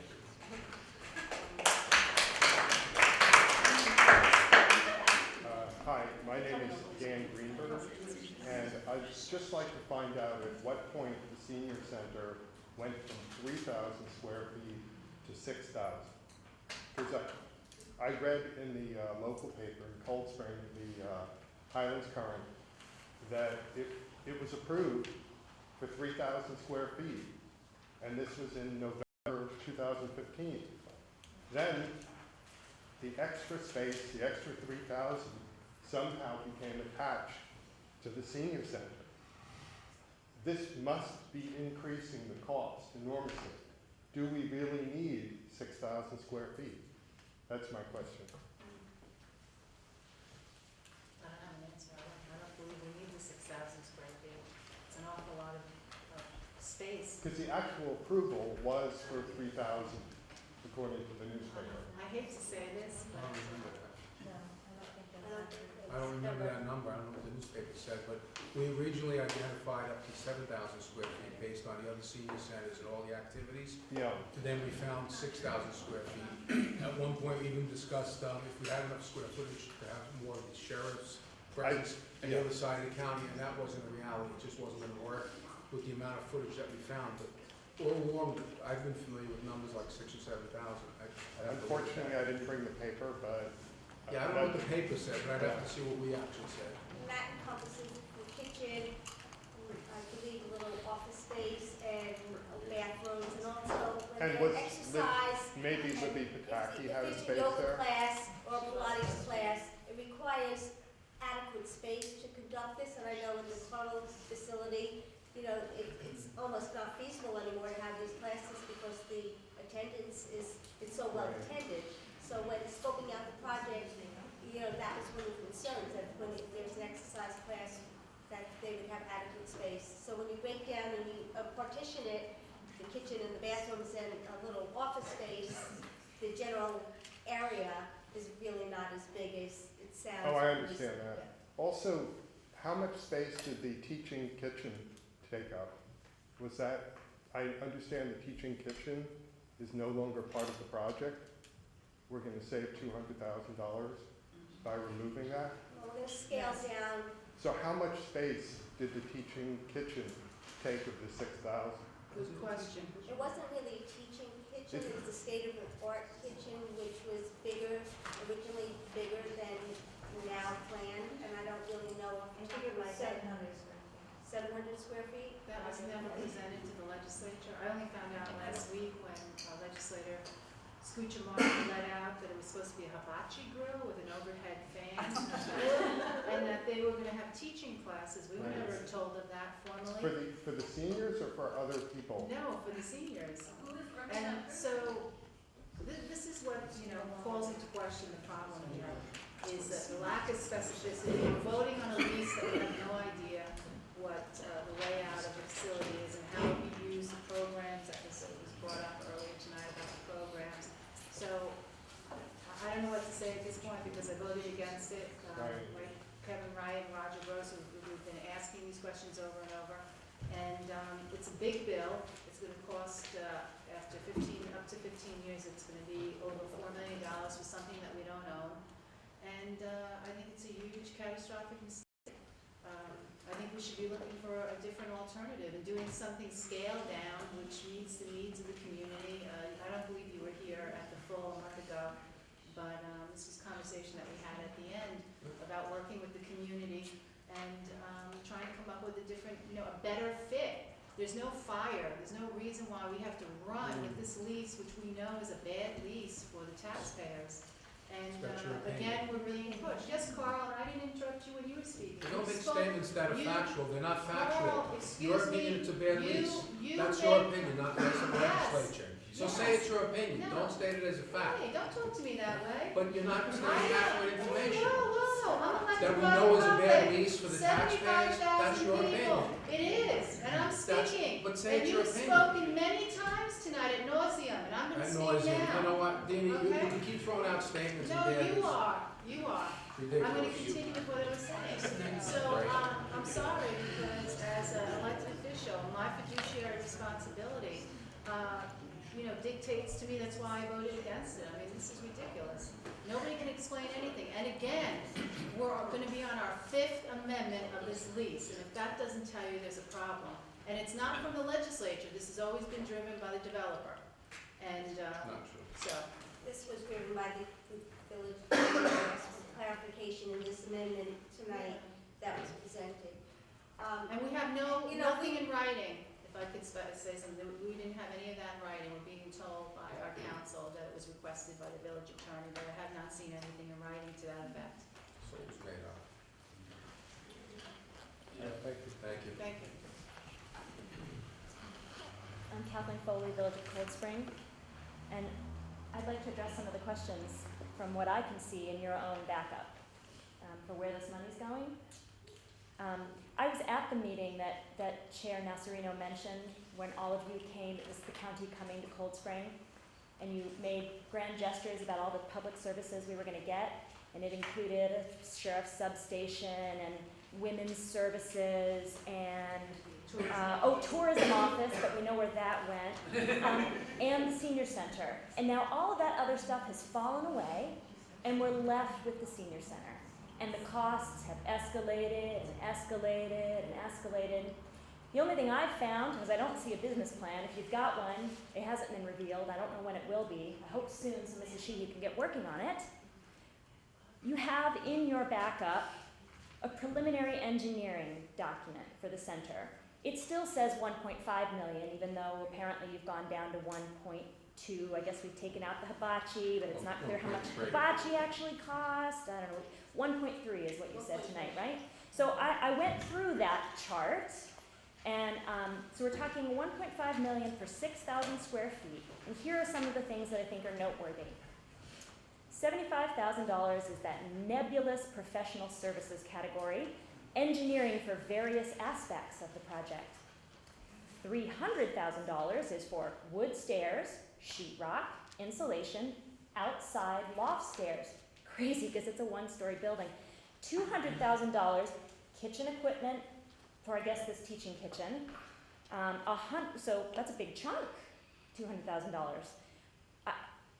And I'm curious if you're going to use it for any cooking, because all I've heard tonight is we don't cook anything there, we just heat it up when it comes in foil. What do you need a $200,000 kitchen for? To reheat? I've got a microwave you can borrow. Christ. $100,000 for bathroom fixtures. Anybody redone a bathroom recently? $100,000 for 5 bathroom stalls. Pricey. $85,000 for drop ceiling, painting, furniture, cabinetry, and window treatments. And then there are 2 lines for labor. $150,000 for carpenters, $68,000 for framing. I'm not clear how that's differentiated, because I think that carpenters do framing, but maybe the guys who are brought here tonight have some insight on that, since they seem to know a lot about the project already and they think they're getting it. That's $218,000 total. $45,000 for light fixtures and fans, $40,000 for flooring, $25,000 for tables, chairs, and, ready, big reveal, bar equipment. And here's my personal favorite, $25,000 for a gas fireplace, and a glass front for the lounge area. What do you take us for? Honest to God, do any of the other senior centers have teaching kitchens and fireplaces in their lounge areas? No, and no bar. 6,000 square feet? I want to use this center. I'm paying for it. I want to sit by the gas fire. Are you kidding me? You have thrown your fiduciary responsibility out the window. Every one of you, but these 3 people who are thoughtful, intelligent, and unafraid of the rest of you. That's all I have to say. It just doesn't add up. I hope you sleep well. One more comment. I've been in the food service business, like I said, for over 35 years. I have been in the planning and implementation and building of no less than 8 professional commercial kitchens in my career. At no time did we spend $200,000 to build a commercial kitchen, even when we were serving 3 meals a day to 270 seats and banquet facilities for 1,000. At no time did that kitchen that was designed to serve 3 meals a day to 270 people and banquet facilities for 1,000, did we spend $200,000 to build that kitchen. Now, everybody in the food service business knows that that as soon as you buy a brand new piece of equipment, as soon as it walks out that door, it depreciates by half. I can go on Craigslist any day of the week and buy a 6-burner stove with a griddle for less than $500. That goes for $7,000 new from any one of those people that you're going to buy that brand new state-of-the-art stove that has a design that hasn't changed in 40 years. You can buy the exact same thing for $500. So please, take another look at this lease. Make sure that you're servicing all the people of Phillipstown, including the seniors, because they pay taxes too. They're going to be paying for this too. We just want to make sure that we're getting the best value for our money. Thank you. Thank you. I just wanted to speak in way of correction. The kitchen that's being designed there is not a $200,000 kitchen. There was supposed to be a combination of the kitchen that was to prepare the meals for the seniors, and then the teaching kitchen, which was an idea that I think Mrs. Ailes was particularly interested in having an opportunity. Wait, could you be louder with this part? Yeah.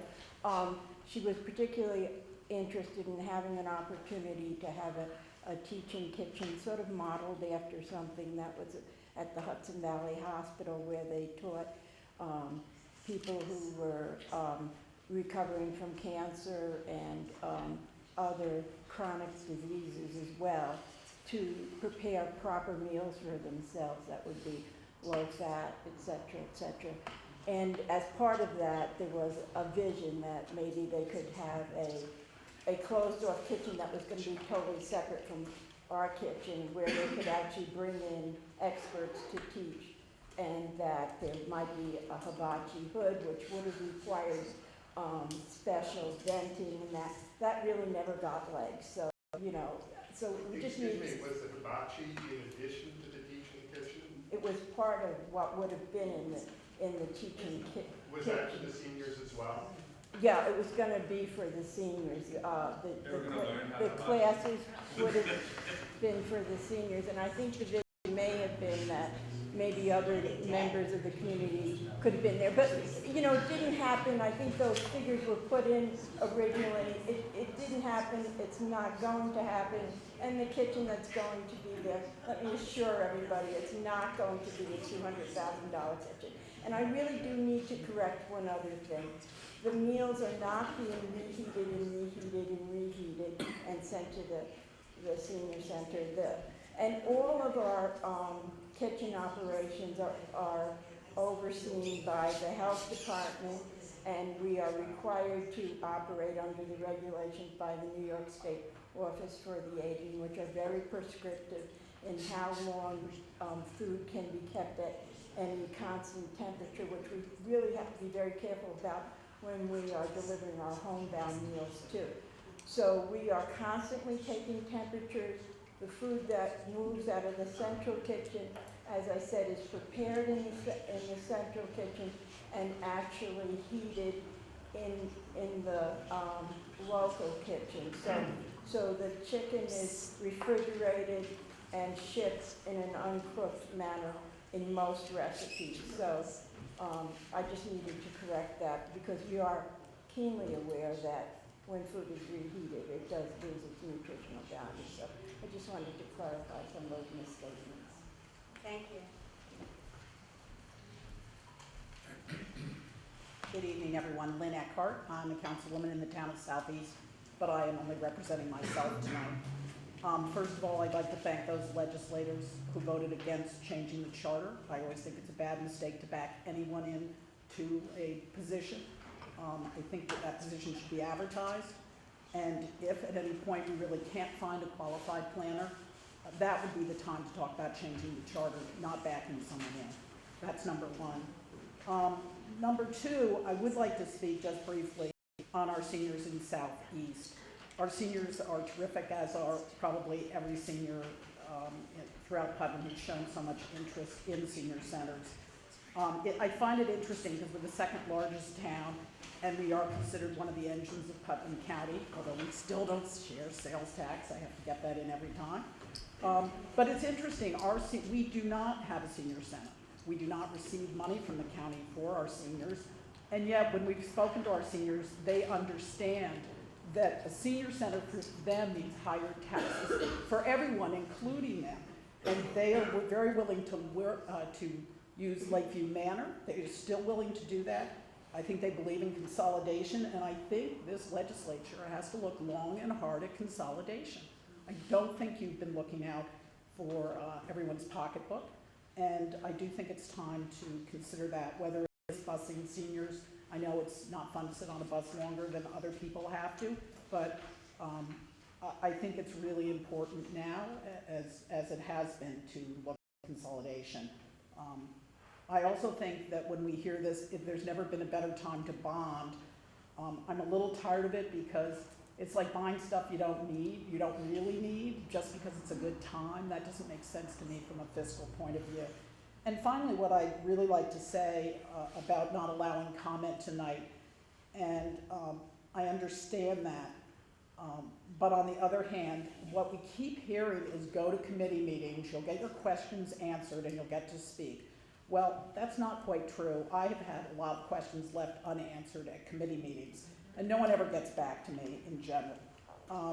This has been the case certainly on the cell tower question, and so I think if you're going to use that as an excuse for not allowing comment tonight, you should rethink it, and you really should be a little more consistent about answering questions at committee meetings. And finally, I do think you demean the democratic process when you call tonight political. I really think the people here all have the best of intentions, and I don't think they've accused people on the legislature of being political. And so when you turn it around on them, as I said, I think it demeans the process. They've taken a lot of time out of their busy days to be here to make their opinions known, and I think you need to respect that. Thank you. Thank you.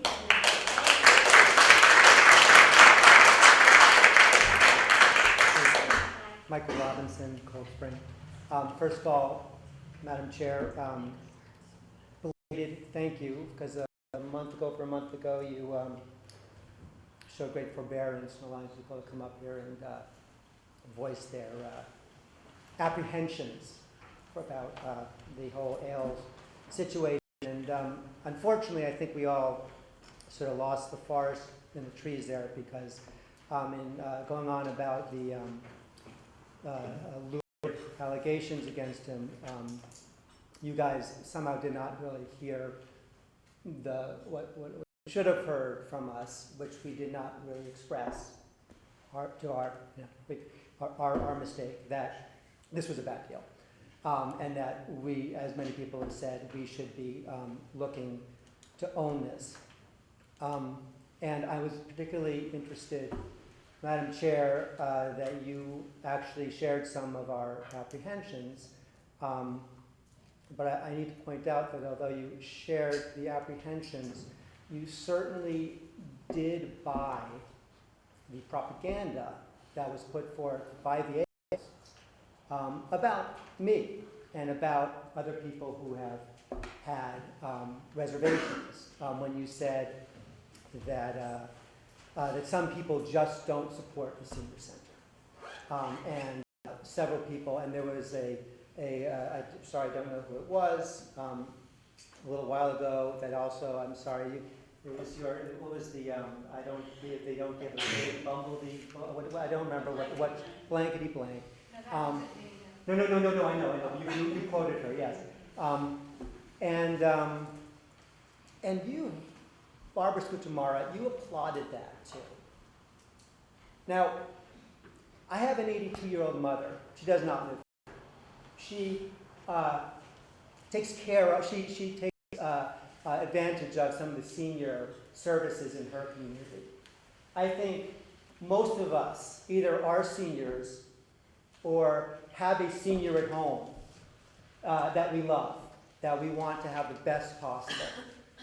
For somebody to be applauded as if we just don't want a senior center. I agree with her if I want to agree with her. You can agree with her, but why do you presume to know what our...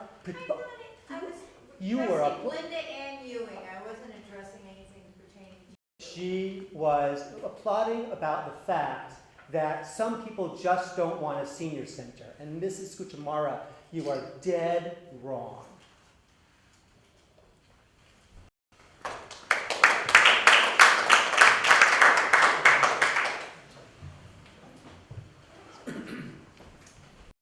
Good evening, Dave Miranda, Mayor of Cold Spring. Just a few things. I was cut short last meeting because of procedures, I guess, where we were just supposed to discuss 4 amendments, and I was kind of caught off guard and went back to my seat, and everyone else rambled on. So I'll continue a little bit tonight. I just want to say I also take offense, incredible offense, to the insinuation that people that have disagreed with this and have voiced their opinion are against the seniors. Today I spent most of my day with my mother, 89, driving her from doctor to doctor. The reason why I got into politics or got involved at all in government was when I ran for this school board, because my mother, who had lost her husband, who had built the small house, and it was their dream house, and she was trying to hold on to it. The reason why I got involved was because she was trying to hold on to that. And they had proposed a huge building for the Haldane School, which would have cost double or more of what it cost finally. They had grand plans for this. And I protested this, and people got involved with this. And it wasn't because I didn't believe in the school system. It wasn't because I didn't believe in children. I have 5 children. They've all gone on to college and had the support all of that. So I love children, and the reason why I was against this building wasn't because I didn't think they needed the building. What I did want was something that was scaled down, and this is exactly what we're having happen right now. We have a project that is not to the scale that we need, and we just keep pushing it on. At one point, Executive Odell said it was 2,500 square feet for the senior center, and the other portion of that 6,000 square feet would be for tourism or whatever. And to that person's question, it's like now it's 6,000 square feet. So we're more than tripling our. We have 1,800 square feet at the American Legions now, and do the math on that. Now we have 6,000 square feet. But my point is that I care about seniors, and I care about the constituents and the people that I work for, and that's why I'm involved. I'm not involved for money. I'm not involved for power. I'm not involved to hear my voice. I'm here because I feel I represent some rational thought. And what I hear tonight is not rational thought. When I listen to you talk about the planner, that was not rational to me. I couldn't figure it out. There was nothing about that was rational. To have an attorney that don't have the planning position, because if you're having an attorney that's vetting everything or writing grants, get a grant writer. Get someone that does that. You don't need a planner to do that, right? But if you have a planner is essential to how you develop with land and how you develop projects. To say you're going to give to someone and it's 6 months is the amount of time needed to vet a person, that's just crazy. And hearing this come from you, that left me with absolutely no confidence that you would be able to rationally think about what's going on in Cold Spring and what's going on with this project. From day one, the reason why there were no other projects was because Roger Ailes came to town, and Roger Ailes immediately started confrontations with the Phillipstown board regarding zoning. He organized meetings, came to meetings, he protested it, and he was butting heads with Richard. They get along, they like each other, but they were butting heads then. And the reason why anything was vetted because Roger had this money, because Roger was running the show. He had the $500,000. He didn't want to do the American Legion. That was Richard's idea. Richard wanted to work with these people. We know the people. I grew up with the people that are in the American Legions in the VFW. And Roger doesn't know them, and so he pulled that out because there was no advance to him in that position. There was nothing to be gained there. There is something to be gained here, and moving a whole project forward. And what was used for the seniors, and Barbara Scucciamara, I will have to say, acted as the greatest realtor that you have ever seen. She has given and secured more of that space for that developer than anyone will be doing. He would hire her for the to be his realtor to fill the rest of that project, because that's exactly what happened. And they fought tooth and nail for that project and just to move that project forward. The seniors were used just as they're still being used. They pit us against them. Anyone that brings up any opposition, you're against seniors, and that's just not true. It couldn't be farther from the truth. What we want is to have something that's rational, something that we can work with, something that you can live with. To throw away around money the way you are tonight is unbelievable. To think there's just $20 here or $30 or $10,000 here is nothing. It's not the way you do government. That's not the way you run government. It's accumulative. You have to put all those monies together and come up with this inflated budget, and that's what hurts. It's not one little project. We can't say this little project's only going to cost you $1.10 a year, whatever. You can say that, but it's added to everything else. And if you're doing that here in our town, then you're doing something else in Kent or in Patterson or whatever, and you add all that together, and it all comes out on our tax bill. It's not one project. You can't be narrow-sighted on that. Now look at the whole package.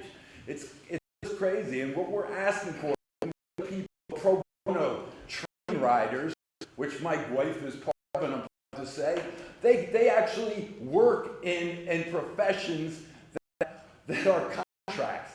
My wife works as a contract negotiator for large book companies. She knows how to read contracts. She's not reading this contract without knowledge. She's not coming up with ridiculous ideas because she hates citizens or seniors. And either it's Matt Francisco, who's now head of the planning board. He's not trying to stop anything. We bent over backwards to get this project going. When the woman says, when the aunt says there's 6 parking places, that's what we're balking about. If you understand that project, and if you look at that project, the same concerns that your highway superintendent, I bet that Mr. Penna, is your highway, or whatever, the same concerns he had for that area, for building number 2, are the same concerns you have for building number 1.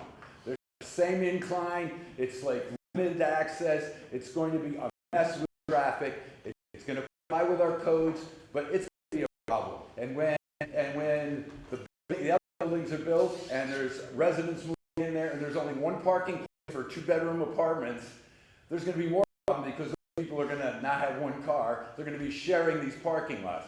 Then you have the post office on the other side. So you drive, drop people off, or seniors aren't going to take the bus, first of all.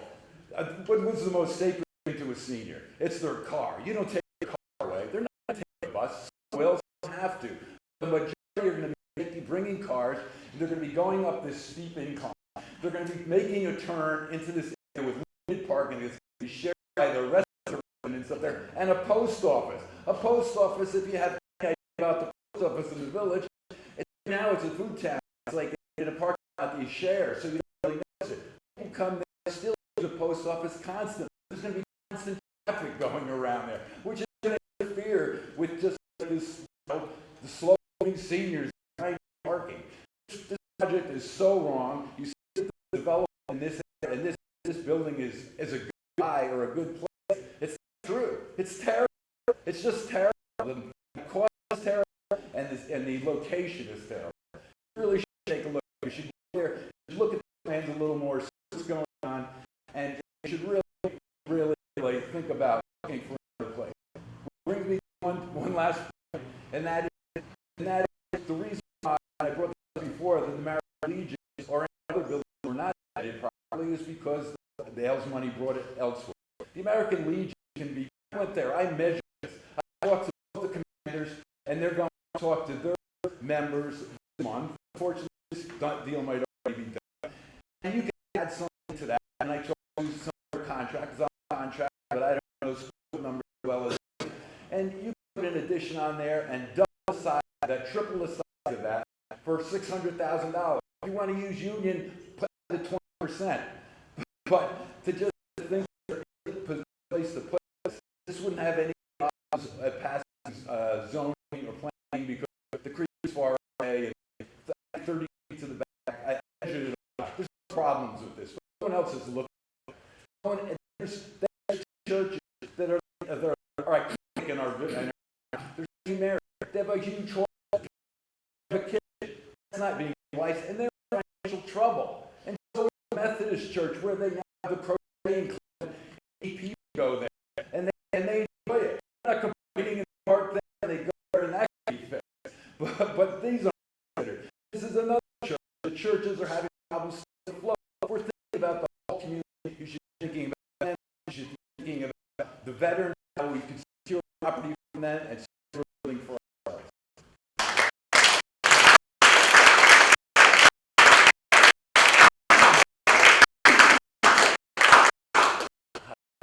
Chair of the planning board.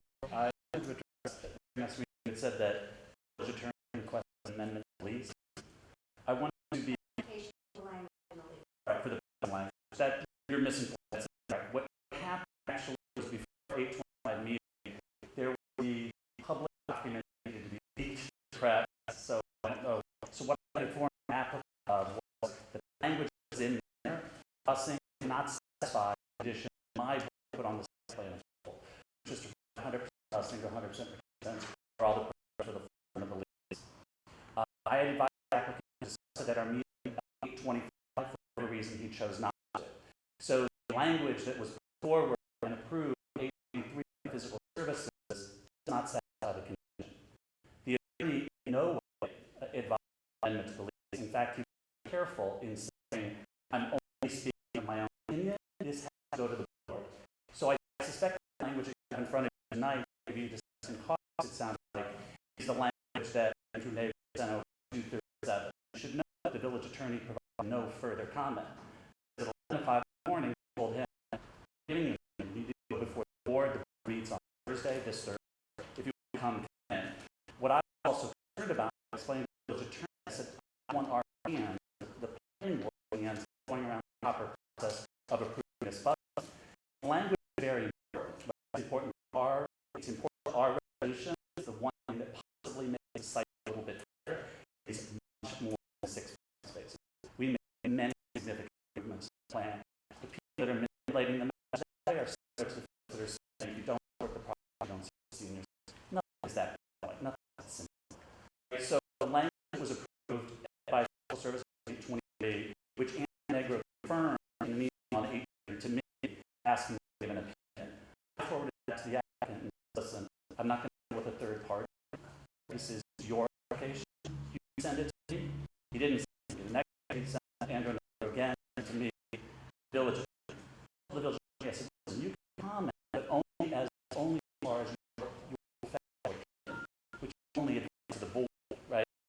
So to be clear, I want to understand, assume physical services owns the budget. Physical service, the budget, transportation, physical service. Oh, okay. So I just want to make sure that I said I want us, I want the planning board for hearing the planning board to be passing the proper approval of that. It's a big thing that you commit every single season that everyone wants a bus ride, right? That's a financial. I don't know what that number is. We're finding out it is. I suspect that planning board's law increasing working with to the full 20% allowable in the code was because of the bus. It's not work on one, not a silver bullet. What the hope was is that as seniors and don't like park, as I said, they won't on parking because it was approved with insufficient park. That then going to start with the bus, and it's going to start self-correcting. So, let's ban or what, what type of water tank when they come over and whatever it is. So we are open, and we bent over backwards to move this project forward, regardless of what you read in one newspaper. It doesn't change the public record. So I just want to be very clear. Billy was trying to not say this amendment. It's quite the opposite. He said, I'm not telling you what to do. You go to the planning board. So on Thursday night, we'll have language. Soon the lease needs back again to physical services. Okay, great. Thank you.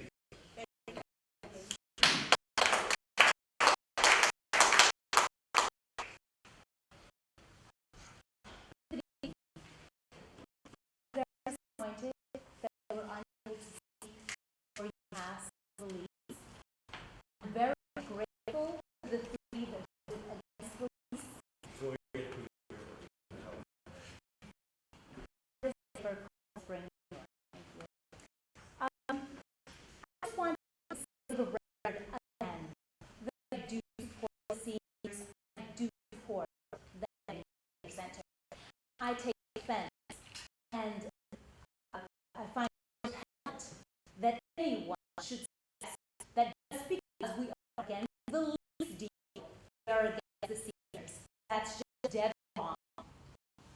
Anyone who suggested that is dead wrong. Furthermore, why I'm against this lease is because we are spending $4.7 million for rental. That works out to, on average, $26,000 per month for 50 years. $313,000 per year for 15 years. $4.7 million. And at the end of the term, we will have nothing to show for it. Now, I've heard over and over that maybe in 15 years it won't be such a big deal to own the property. Have assets. Why is that so complicated? This is a bad deal. In my opinion, this is a bad deal. And you're not free by going with lousy deal. It's the developer. It isn't the citizens. Again, taxpayers. You represent. Shame on you.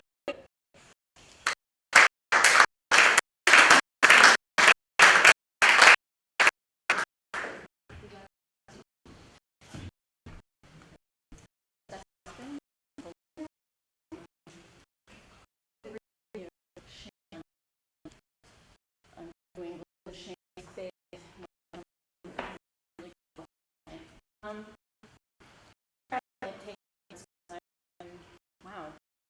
You give a lot of material. I first came second in January. I was and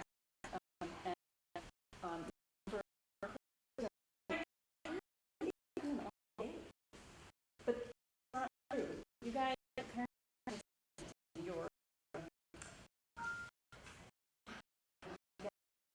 I want to ask for was it